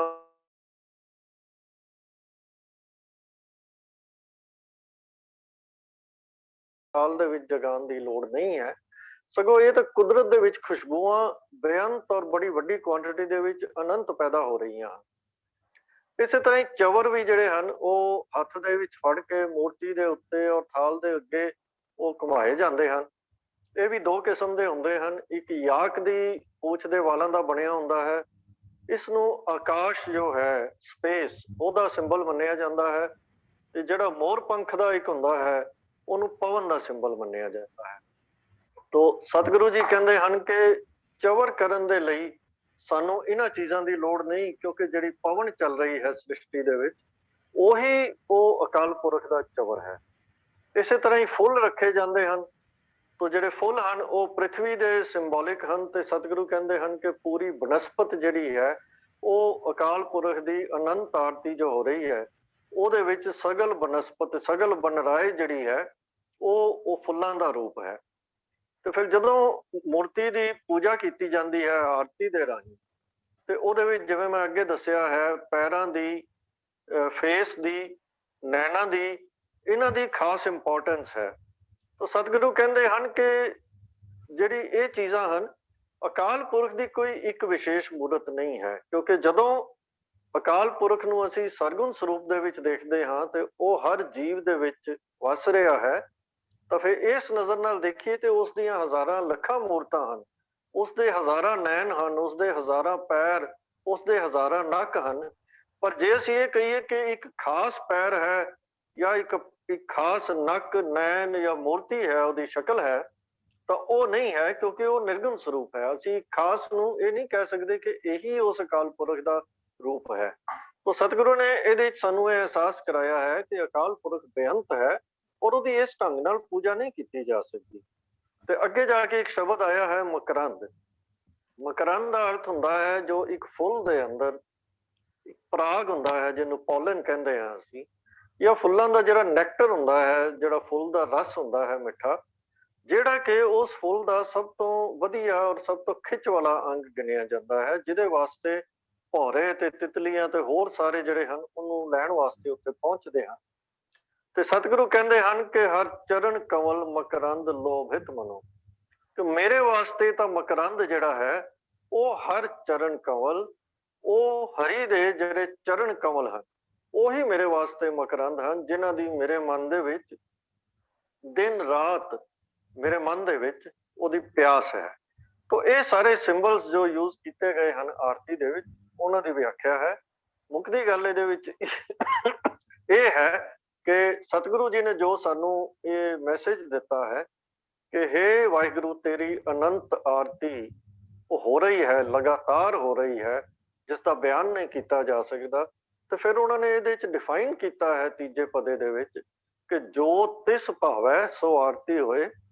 ਅਸਲ ਆਰਤੀ ਉਸ ਅਕਾਲ ਪੁਰਖ ਦੀ ਕਰਨ ਦਾ ਢੰਗ ਇਹੀ ਹੈ ਕਿ ਉਸ ਅਕਾਲ ਪੁਰਖ ਦੇ ਹੁਕਮ ਦਾ, ਹਜ਼ੂਰੀ ਦਾ ਹੁਕਮੀ ਜੀਵਨ ਜੀਵਿਆ ਜਾਵੇ, ਉਹਦੇ ਨਾਮ ਸਿਮਰਨ ਦੇ ਵਿੱਚ ਮਗਨ ਹੋਇਆ ਜਾਵੇ, ਉਹਦੀ ਸਿਫਤ ਸਲਾਹ ਦੇ ਨਾਲ ਜੁੜਿਆ ਜਾਵੇ। ਇੰਨੇ ਵਿਚਾਰ ਪ੍ਰਵਾਨ ਕਰਨੀ ਜੀ। ਵਾਹਿਗੁਰੂ ਜੀ ਕਾ ਖਾਲਸਾ, ਵਾਹਿਗੁਰੂ ਜੀ ਕੀ ਫਤਿਹ। ਸਾਹਿਬ ਪ੍ਰੀਤਮ ਸਿੰਘ ਜੀ ਨੇ ਇਹ ਜਿਹੜੀਆਂ ਟਰਮਸ ਆਈਆਂ ਇਹਨਾਂ ਨੂੰ ਦੱਸਿਆ, ਜੈਸਾ ਕਿ ਸਵਾਲ ਕਰਤਾ ਨੇ ਗਰੁੱਪ ਚੈਟ ਵਿੱਚ ਸਵਾਲ ਕੀਤਾ ਸੀਗਾ, ਤੇ ਔਰ ਬੜੇ ਉਹਨਾਂ ਨੇ ਇੱਕ ਇੱਕ ਜਿਹੜਾ ਹੈ ਉਹਦਾ ਪੂਰਾ ਦੱਸਿਆ। ਤੋ ਜਿਸ ਤਰ੍ਹਾਂ ਵੀਰ ਜੀ ਨੇ ਸਮਝਾਇਆ, ਗੱਲ ਤੇ ਇਹ ਹੈ ਕਿ ਗੁਰਮਤ ਦੇ ਵਿੱਚ ਬਾਹਰੀ ਕੋਈ ਵੀ ਜਿਹੜੀ ਚੀਜ਼ ਬਾਹਰੀ ਤੌਰ ਤੇ ਕਰਨੀ ਹੈ ਉਹਦੀ ਬਹੁਤੀ ਮਹੱਤਤਾ ਨਹੀਂ ਹੈ। ਜਿਹੜਾ ਵੀ ਕੰਮ ਹੈ ਮਨ ਕਰਕੇ ਕਰਨਾ। ਤਨ ਕਰਕੇ ਅਸੀਂ ਕੋਈ ਕੰਮ ਕਰਦੇ ਹਾਂ, ਅਗਰ ਸਾਡਾ ਮਨ ਨਹੀਂ ਮੰਨਿਆ ਤੇ ਗੱਲ ਨਹੀਂ ਬਣੇਗੀ। ਸੋ ਮੰਨੇ ਦੀਆਂ 4 ਪੌੜੀਆਂ ਵੀ ਮਹਾਰਾਜ ਲਿਖੀਆਂ। ਗੱਲ ਤੇ ਮੰਨਣ ਦੀ, ਜਿੰਨੇ ਚਿਰ ਆਪਾਂ ਮੰਨ ਕੇ ਨਹੀਂ ਕਿਸੇ ਚੀਜ਼ ਨੂੰ ਕਰਦੇ, ਤਨ ਕਰਕੇ ਕਰਨਾ। ਹੁਣ ਜਿਵੇਂ ਮਹਾਰਾਜ ਨੇ ਬਾਣੀ 'ਚ ਲਿਖਿਆ ਕਿ ਅਪਰਾਧੀ ਦੂਣਾ ਨੇ ਜੋ ਅੰਤਾ ਮਿਰਗਾ ਸੀਸ ਨਵਾਇਆ ਕਿਆ ਥੀ ਜਰੇ ਦੇ ਕੁਸੁੱਧ ਜਾਏ। ਜੇ ਮਨ ਸਾਫ਼ ਨਹੀਂ ਹੈ ਤੇ ਉੱਪਰੋਂ ਉੱਪਰੋਂ ਜੋ ਮਰਜ਼ੀ ਕਰੀ ਜਾਈ। ਅੱਜ ਸੰਸਾਰ ਦੇ ਵਿੱਚ ਬਹੁਤ ਗਿਣਤੀ ਔਰ ਬਹੁਤ ਕੰਮਾਂ 'ਚ ਅਸੀਂ ਲੋਕ ਇਸੇ 'ਚ ਪਏ ਹਾਂ ਕਿ ਸਾਡੇ ਅੰਦਰ ਕੁਝ ਹੋਰ ਹੁੰਦਾ ਹੈ, ਬਾਹਰ ਕੁਝ ਹੋਰ ਹੁੰਦਾ। ਜਦ ਕਿ ਬਾਣੀ 'ਚ ਬੜਾ ਸਪਸ਼ਟ ਹੈ ਕਿ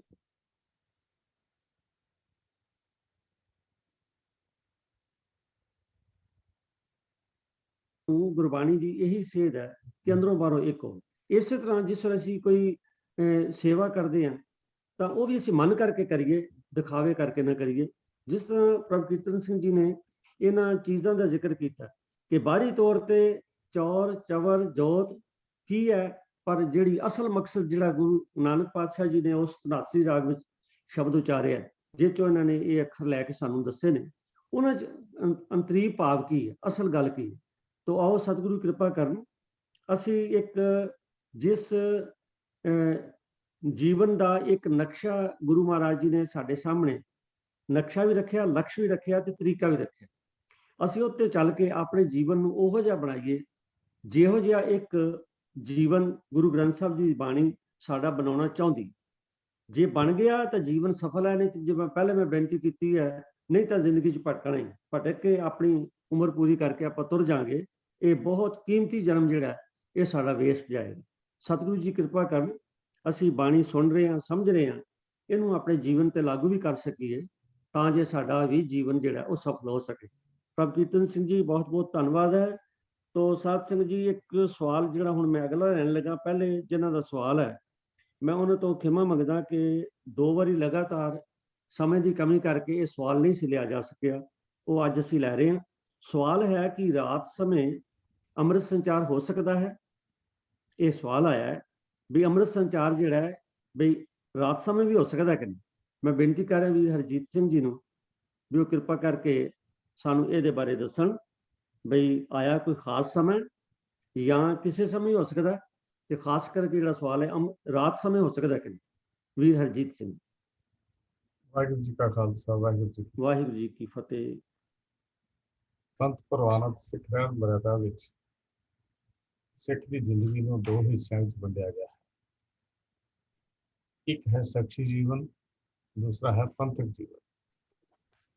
ਸੱਚੀ ਜੀਵਨ ਨੂੰ ਪੰਥਕ ਜੀਵਨ ਤੋਂ ਅਲੱਗ ਕਰਕੇ ਦੇਖਿਆ ਨਹੀਂ ਜਾ ਸਕਦਾ, ਦੋਨੇ ਹੀ ਜ਼ਰੂਰੀ ਹਨ। 4 ਸੰਸਕਾਰ ਸਿੱਖ ਦੇ ਜੀਵਨ ਦੇ ਸਿੱਖ ਰਹਿਤ ਮਰਯਾਦਾ ਵਿੱਚ ਦੱਸੇ ਗਏ ਹਨ। ਜਨਮ ਤੇ ਨਾਮ ਸੰਸਕਾਰ, ਆਨੰਦ ਸੰਸਕਾਰ, ਮ੍ਰਿਤਕ ਸੰਸਕਾਰ ਤੇ ਚੌਥਾ ਅੰਮ੍ਰਿਤ ਸੰਸਕਾਰ ਹੈ। ਆਮ ਤੌਰ ਤੇ ਅਸੀਂ ਵੇਖਦੇ ਹਾਂ ਕਿ ਬਾਕੀ ਜੋ ਮਜ਼ਹਬ ਹਨ, ਬਾਕੀ ਜੋ ਧਰਮ ਹਨ, ਉਹਨਾਂ ਦੇ ਵਿੱਚ ਕੁਝ ਨਿਸ਼ਚਿਤ ਉਮਰਾਂ ਹਨ ਜਿਨ੍ਹਾਂ ਦੇ ਵਿੱਚ ਕੁਝ ਸੰਸਕਾਰ ਕਰਨੇ ਪੈਂਦੇ ਨੇ। ਪਰ ਸਾਡੇ ਗੁਰਮਤਿ ਦੀ ਫਿਲਾਸਫੀ ਬੜੀ ਕਮਾਲ ਦੀ ਹੈ। ਜਨਮ ਤੇ ਨਾਮ ਸੰਸਕਾਰ ਦੇ ਦਿਨਾਂ ਦੀ ਗਿਣਤੀ ਮੁਕਰਰ ਨਹੀਂ ਕੀਤੀ। ਜਦੋਂ ਬੱਚੇ ਦੀ ਮਾਤਾ ਉੱਠਣ ਬੈਠਣ ਤੇ ਇਸ਼ਨਾਨ ਕਰਨ ਯੋਗ ਹੋ ਜਾਏ, ਉੱਥੇ ਲਫ਼ਜ਼ ਲਿਖਿਆ ਦਿਨਾਂ ਦੀ ਕੋਈ ਗਿਣਤੀ ਮੁਕਰਰ ਨਹੀਂ। ਉਦੋਂ ਸਤਿਗੁਰੂ ਜੀ ਦੇ ਹਜ਼ੂਰ ਜਾ ਕੇ ਬੱਚੇ ਦਾ ਨਾਮ ਰੱਖ ਦਿੱਤਾ ਜਾਏ। ਜੋ ਹੁਕਮ ਆਉਂਦਾ ਹੈ ਉਸ ਤੋਂ ਪਹਿਲੀ ਸ਼ਬਦ ਤੋਂ ਬੱਚੀ ਦੇ ਨਾਲ ਕੌਰ, ਅਗਰ ਬੱਚਾ ਹੈ ਤੇ ਸਿੰਘ ਲਫ਼ਜ਼ ਲਾਉਣੇ ਜ਼ਰੂਰੀ ਹੈ। ਇਹ ਸਾਡੀ ਆਪਣੀ ਮਰਜ਼ੀ ਦਾ ਨਾਮ ਨਹੀਂ ਹੈ, ਇਹ ਨਾਮ ਸ੍ਰੀ ਗੁਰੂ ਗ੍ਰੰਥ ਸਾਹਿਬ ਜੀ ਤੋਂ ਬਖਸ਼ਿਸ਼ ਕੀਤੇ ਹੁਕਮ ਤੋਂ ਹੀ ਅਸੀਂ ਰੱਖ ਸਕਦੇ ਹਾਂ। ਦੂਸਰਾ ਆਨੰਦ ਸੰਸਕਾਰ ਹੈ। ਆਨੰਦ ਸੰਸਕਾਰ ਦੀ ਵੀ ਕੋਈ ਉਮਰ ਤੈਅ ਨਹੀਂ ਹੈ। ਆਚਾਰ ਕਰਕੇ ਬੱਚਾ ਬੱਚੀ ਜਦੋਂ ਯੋਗ ਹੋ ਜਾਣ ਤਾਂ ਉਹ ਆਨੰਦ ਕਰ ਦੇਣਾ ਚਾਹੀਦਾ, ਯੋਗ ਵਾਰ ਦੇਖ ਕੇ ਆਨੰਦ ਕਰਨਾ ਚਾਹੀਦਾ। ਪਰ ਸਿੱਖ ਦਾ ਵਿਆਹ ਸਿੱਖ ਦੇ ਨਾਲ ਹੀ ਹੋਵੇ ਜੋ ਰਹਿਤ ਮਰਯਾਦਾ ਵਿੱਚ ਲਿਖਿਆ ਹੋਇਆ। ਮ੍ਰਿਤਕ ਸੰਸਕਾਰ ਹਰ ਕਿਸੇ ਨੂੰ ਵਾਪਰਨਾ ਦਾ ਸਮਾਂ ਨਿਸ਼ਚਿਤ ਕਰ ਹੀ ਨਹੀਂ ਸਕਦਾ। ਚੌਥਾ ਸੰਸਕਾਰ ਸਾਡਾ ਅੰਮ੍ਰਿਤ ਸੰਸਕਾਰ ਹੈ। ਤੁਸੀਂ ਬਾਕੀ ਧਰਮਾਂ ਨੂੰ ਦੇਖੋ, ਉੱਥੇ ਉਮਰ ਨਿਸ਼ਚਿਤ ਹੈ ਵੀ ਜਨੇਊ ਇਸ ਉਮਰ ਵਿੱਚ ਪਾ ਦਿੱਤਾ ਜਾਏਗਾ। ਜੇ ਇਸਲਾਮ ਵਿੱਚ ਅਸੀਂ ਵੇਖਦੇ ਹਾਂ ਤੇ ਸੁੰਨਤ ਕਰਨ ਦੀ ਉਮਰ ਉੱਥੇ ਨਿਸ਼ਚਿਤ ਹੈ, ਫਿਕਸ ਹੈ। ਕ੍ਰਿਸਚੈਨਿਟੀ ਦੇ ਵਿੱਚ ਬੈਪਟਾਈਜ਼ ਕਰਨ ਦੀ ਉਮਰ ਜਿਹੜੀ ਨਿਸ਼ਚਿਤ ਹੈ 16 ਜਾਂ 17 ਸਾਲ ਜੋ ਵੀ ਇੱਥੋਂ ਦਾ ਇਹਨਾਂ ਦਾ ਉਮਰ ਫਿਕਸ ਹੈ ਵੀ ਉਦੋਂ ਉਹਨੂੰ ਬੈਪਟਾਈਜ਼ ਬੱਚੇ ਨੂੰ ਕਰਨਾ ਚਾਹੀਦਾ। ਪਰ ਗੁਰਮਤਿ ਨੇ ਬੜੀ ਖੁੱਲੀ ਗੱਲ ਸਾਡੇ ਝੋਲੀ ਵਿੱਚ ਪਾਈ ਹੈ ਵੀ ਇੱਥੇ ਉਮਰ ਦਾ ਕੋਈ ਤਕਾਜ਼ਾ ਹੀ ਨਹੀਂ ਹੈ। ਬੱਚਾ ਜਦੋਂ ਹੋਸ਼ ਸੰਭਾਲਵੇ ਉਸ ਤੋਂ ਲੈ ਕੇ ਅਖੀਰਲੇ ਦਿਨਾਂ ਤੱਕ ਵੀ ਬੰਦਾ ਅੰਮ੍ਰਿਤਪਾਨ ਕਰ ਸਕਦਾ। ਪਰ ਜਿੱਥੇ ਸਤਿਗੁਰੂ ਜੀ ਕਹਿੰਦੇ ਨੇ ਵੀ ਅੰਮ੍ਰਿਤ ਸੰਸਕਾਰ ਹੈ ਕੀ ਹੈ, ਅੰਮ੍ਰਿਤ ਛਕਣਾ ਹੈ ਕੀ ਹੈ, ਉਹ ਹੈ ਗੁਰੂ ਦੇ ਨਾਲ ਬਚਨ ਕਰਨਾ, ਪ੍ਰਣ ਕਰਨਾ। ਕਿ ਸੱਚੇ ਪਾਤਸ਼ਾਹ ਜੀ ਮੈਂ ਅੱਜ ਤੋਂ ਬਾਅਦ ਆਪਣੀ ਜ਼ਿੰਦਗੀ ਆਪ ਜੀ ਦੇ ਦੱਸੇ ਹੋਏ ਉਦੇਸ਼ਾਂ ਮੁਤਾਬਕ ਰਹਿਣੀ, ਕਥਨੀ ਤੇ ਕਰਨੀ ਦੋਨਾਂ ਚੀਜ਼ਾਂ ਦੇ ਵਿੱਚ ਰਹਿਣ ਦਾ ਯਤਨ ਕਰਾਂਗੇ। ਇਹ ਇੱਕ ਪ੍ਰਣ ਹੈ ਗੁਰੂ ਦੇ ਅੱਗੇ ਕਿ ਗੁਰੂ ਦੀ ਮਰਿਆਦਾ ਅਨੁਸਾਰ ਚੱਲਣਾ, ਕਿਉਂਕਿ ਇਤ ਮਾਰਗ ਚੱਲੇ ਭਾਈੜੇ ਗੁਰ ਕਹੇ ਸੋ ਕਾਰ ਕਮਾਏ ਜਿਓ, ਤਿਆਗੇ ਮਨ ਕੀ ਮਤੜੀ ਵਿਸਾਰੇ ਦੂਜਾ ਭਾਵ ਜਿਓ, ਕਿਉਂ ਭਾਵੇਂ ਹਰ ਦਰਸਾਵੜਾ ਨਾ ਲੱਗੇ ਤੱਤੀ ਵਾਓ ਜਿਓ। ਇਹ ਹੈ ਗੁਰੂ ਦੀ ਮੱਤ ਦੀ ਗੱਲ ਜਿਹੜੀ ਗੁਰੂ ਪਾਤਸ਼ਾਹ ਜੀ ਸਾਨੂੰ ਦਿੱਤੀ। ਪੰਥ ਪ੍ਰਵਾਨਿਤ ਸਿੱਖ ਰਹਿਤ ਮਰਿਆਦਾ ਵਿੱਚ ਅੰਮ੍ਰਿਤ ਸੰਸਕਾਰ ਸਿਰਲੇਖ ਹੇਠ ਇਹ ਕਿਤੇ ਵੀ ਕੋਈ ਸਾਨੂੰ ਹਦਾਇਤ ਨਹੀਂ ਕੀਤੀ ਗਈ ਵੀ ਅੰਮ੍ਰਿਤ ਸੰਚਾਰ ਕਦੋਂ ਹੋ ਸਕਦਾ ਹੈ। ਬੇਨਤੀ ਹੈ, ਅੰਮ੍ਰਿਤ ਸੰਚਾਰ ਹੈ ਕੀਰਤਨ ਦੀ ਪੂਜਾ ਨੂੰ ਤਿਆਗ ਕੇ ਇੱਕ ਕਰਤਾਰ ਦੀ ਪ੍ਰੇਮਾ ਭਗਤੀ ਦੀ ਉਪਾਸਨਾ, ਗੁਰਬਾਣੀ ਦਾ ਅਭਿਆਸ, ਸਤ ਸੰਗਤ, ਪੰਥ ਦੀ ਸੇਵਾ, ਉਪਕਾਰ, ਨਾਮ ਦਾ ਪ੍ਰੇਮ ਤੇ ਅੰਮ੍ਰਿਤ ਛਕ ਕੇ ਰਹਿਤ ਬਾਇਤ ਜਿਹੜੀ ਹੈ ਇਹਦੇ ਅੰਮ੍ਰਿਤ ਸੰਸਕਾਰ ਦੇ ਮੁੱਖ ਸਾਧਨ। ਪ੍ਰੋਫੈਸਰ ਪੂਰਨ ਸਿੰਘ ਜੀ ਨੇ ਇੱਕ ਬੜੀ ਕਮਾਲ ਦੀ ਗੱਲ ਲਿਖੀ ਹੈ। ਉਹ ਲਿਖਦੇ ਨੇ, ਸਿੱਖਾ ਜੇ ਤੇਰੇ ਮਨ ਵਿੱਚ ਕਦੀ ਦਰਬਾਰ ਸਾਹਿਬ ਜਾਣ ਦਾ ਸੰਕਲਪ ਆ ਜਾਏ ਤਾਂ ਫਿਰ ਢਿੱਲ ਨਾ ਕਰੀ, ਦੌੜਦਾ ਹੀ ਚਲਾ ਜਾਏ। ਇਹ ਨਾ ਹੋਵੇ ਕਿਤੇ ਮਨ ਦਾ ਸੰਕਲਪ ਵਿਕਲਪ ਵਿੱਚ ਬਦਲ ਜਾਏ, ਕਿਉਂਕਿ ਗੁਰੂ ਦੇ ਦਰਬਾਰ ਤੋਂ ਗੁਰੂ ਦਰਬਾਰ ਜਾਣਾ ਹੋਵੇ ਤਾਂ ਕਦੀ ਢਿੱਲ ਨਹੀਂ ਕਰਨੀ ਚਾਹੀਦੀ। ਹੁਣ ਇਸੇ ਤਰ੍ਹਾਂ ਹੀ ਅੰਮ੍ਰਿਤ ਸੰਸਕਾਰ ਦੀ ਗੱਲ ਹੈ ਵੀ ਜੇ ਅਸੀਂ ਕਿਸੇ ਨੇ ਅੰਮ੍ਰਿਤ ਛਕਣਾ ਹੈ ਜਾਂ ਅੰਮ੍ਰਿਤ ਪਾਨ ਕਰਨਾ ਹੈ, ਅਸੀਂ ਉਹ 'ਚ ਢਿੱਲ ਮੱਠ ਕਰਦੇ ਹਾਂ ਤਾਂ ਕਸੂਰਵਾਰ ਅਸੀਂ ਵੀ। ਬੰਦੇ ਦੇ ਵਿਚਾਰਾਂ ਨੂੰ ਬਦਲਣ ਲੱਗਿਆ ਸਮਾਂ ਨਹੀਂ ਲੱਗਦਾ। ਸਿੱਖ ਰਹਿਤ ਮਰਿਆਦਾ ਵਿੱਚ ਅੰਮ੍ਰਿਤ ਸੰਸਕਾਰ ਦਾ ਸਮਾਂ ਨਿਯਤ ਨਹੀਂ ਹੈ। ਇਹ ਦਿਨ ਰਾਤ ਜਦੋਂ ਵੀ ਮਰਜ਼ੀ ਕੀਤਾ ਜਾ ਸਕਦਾ ਹੈ, ਪਰ ਅੰਮ੍ਰਿਤ ਛਕਾਉਣ ਲਈ ਖਾਸ ਸਥਾਨ ਦਾ ਪ੍ਰਬੰਧ ਹੋਵੇ ਜਿੱਥੇ ਆਮ ਲੋਕਾਂ ਦਾ ਲਾਂਘਾ ਨਾ ਹੋਵੇ, ਸ਼੍ਰੀ ਗੁਰੂ ਗ੍ਰੰਥ ਸਾਹਿਬ ਜੀ ਦਾ ਪ੍ਰਕਾਸ਼ ਹੋਵੇ, ਘੱਟੋ ਘੱਟ 6 ਸਿੰਘ ਤਿਆਰ ਸਿੰਘ ਹਾਜ਼ਰ ਹੋਣ, ਜਿਨ੍ਹਾਂ ਵਿੱਚੋਂ ਇੱਕ ਤਾਬਿਆ ਬੈਠਾ ਹੋਵੇ, 5 ਅੰਮ੍ਰਿਤ ਛਕਾਉਣ ਲਈ ਹੋਣ। ਇਹਨਾਂ 'ਚ ਸਿੰਘੜੀਆਂ ਵੀ ਸ਼ਾਮਲ ਹੋ ਸਕਦੀਆਂ ਨੇ। ਇਹਨਾਂ ਸਾਰਿਆਂ ਨੇ ਕੇਸੀ ਇਸ਼ਨਾਨ ਕੀਤਾ ਹੋਵੇ। ਜੇ ਅਸੀਂ ਵੇਖਦੇ ਹਾਂ ਸਿੱਖ ਸਾਡੇ ਜੋ ਮਰਿਆਦਾ ਚੱਲ ਰਹੀਆਂ ਹਨ, ਹੋਲੇ ਮਹੱਲੇ ਦੇ ਉੱਤੇ ਜਾਂ ਵਿਸਾਖੀ ਦੇ ਮੌਕੇ ਦੇ ਉੱਤੇ ਅਨੰਦਪੁਰ ਸਾਹਿਬ ਵਿੱਚ ਲਗਾਤਾਰ ਦਿਨ ਰਾਤ ਅੰਮ੍ਰਿਤ ਸੰਸਕਾਰ ਜਿਹੜੇ ਹਨ ਉਹ ਚੱਲਦਾ ਰਹਿੰਦਾ, ਅੰਮ੍ਰਿਤ ਸੰਚਾਰ ਹੁੰਦਾ ਰਹਿੰਦਾ ਹੈ। ਕਾਰਨ ਕੀ ਹੈ ਕਿ ਐਡੀ ਵੱਡੀ ਗਿਣਤੀ 'ਚ ਲੋਕ ਉਦੋਂ ਅੰਮ੍ਰਿਤਪਾਨ ਕਰਦੇ ਨੇ, ਗੁਰੂ ਵਾਲੇ ਬਣਨ ਦੀ ਚਾਹ ਉਹਨਾਂ ਦੇ ਅੰਦਰ ਹੈ, ਤਾਂ ਉਹ ਦਿਨ ਰਾਤ ਹੀ ਹੁੰਦਾ ਰਹਿੰਦਾ। ਇਸ ਵਾਸਤੇ ਇਹ ਗੱਲ ਦਾ ਕੋਈ ਭਰਮ ਜਾਂ ਭੁਲੇਖਾ ਸਾਡੇ ਮਨ ਵਿੱਚ ਨਹੀਂ ਹੋਣਾ ਚਾਹੀਦਾ ਵੀ ਅਸੀਂ ਅੰਮ੍ਰਿਤ ਸੰਸਕਾਰ ਦਿਨੇ ਕਰਨਾ ਹੈ ਜਾਂ ਸੂਰਜ ਡੁੱਬੇ ਨਹੀਂ ਕਰਨਾ ਜਾਂ ਸ਼ਾਮ ਨੂੰ ਨਹੀਂ ਕਰਨਾ। ਸਿੱਖ ਦੀ ਜ਼ਿੰਦਗੀ ਦਾ ਇਹ ਨਹੀਂ, ਇੱਥੇ ਤਾਂ ਇੱਕੋ ਹੀ ਹਿਸਾਬ ਹੈ ਜੋ ਗੁਰੂ ਸਾਹਿਬ ਜੀ ਨੇ ਸਾਡੀ ਝੋਲੀ ਵਿੱਚ ਪਾ ਰਿਹਾ, ਉਹ ਹੈ ਜੇ ਵੇਲਾ ਵਕਤ ਵਿਚਾਰੀਏ ਤਾਂ ਕਿਤ ਵੇਲਾ ਭਗਤ ਹੋਏ। ਵੀ ਭਲਿਆ ਜੇ ਵੇਲੇ ਵਕਤਾਂ ਦੀਆਂ ਗੱਲਾਂ ਹੀ ਕਰਦਾ ਰਿਹਾ, ਇੱਥੇ ਤਾਂ ਗੱਲਾਂ ਹਨ ਅੰਦਨ ਨਾਮੇ ਰਤਿਆਂ ਸੱਚੇ ਸੱਚੀ ਸੋਏ, ਇੱਕ ਤਿਲ ਪਿਆਰਾ ਵਿਸਰੇ ਭਗਤ ਕਿਨੇ ਹੀ ਹੋਏ, ਮਨ ਤਨ ਸੀਤਲ ਸਾਸਿਓ ਸਾਸ ਨਾ ਬਿਰਥਾ ਕੋਏ।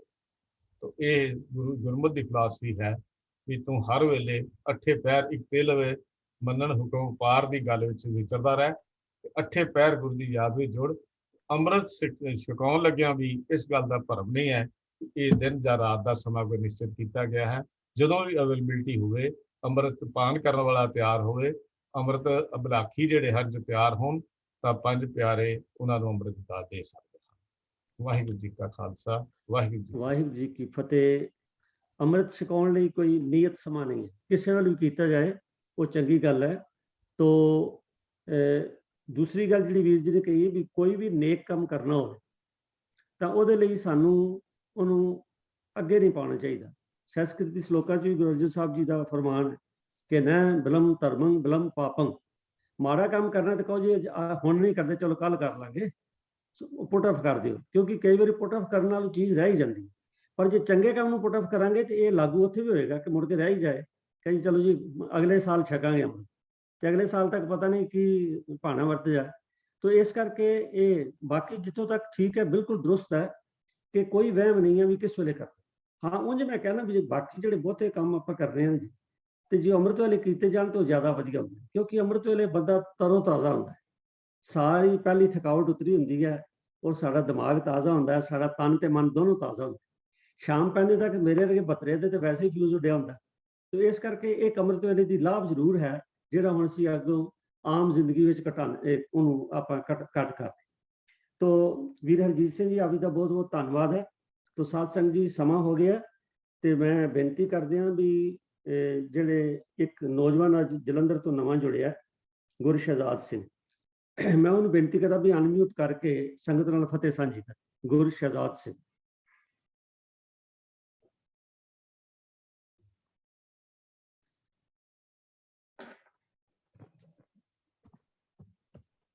ਵਾਹਿਗੁਰੂ ਜੀ ਕਾ ਖਾਲਸਾ, ਵਾਹਿਗੁਰੂ ਜੀ ਕੀ ਵਾਹਿਗੁਰੂ ਜੀ ਕੀ ਫਤਿਹ।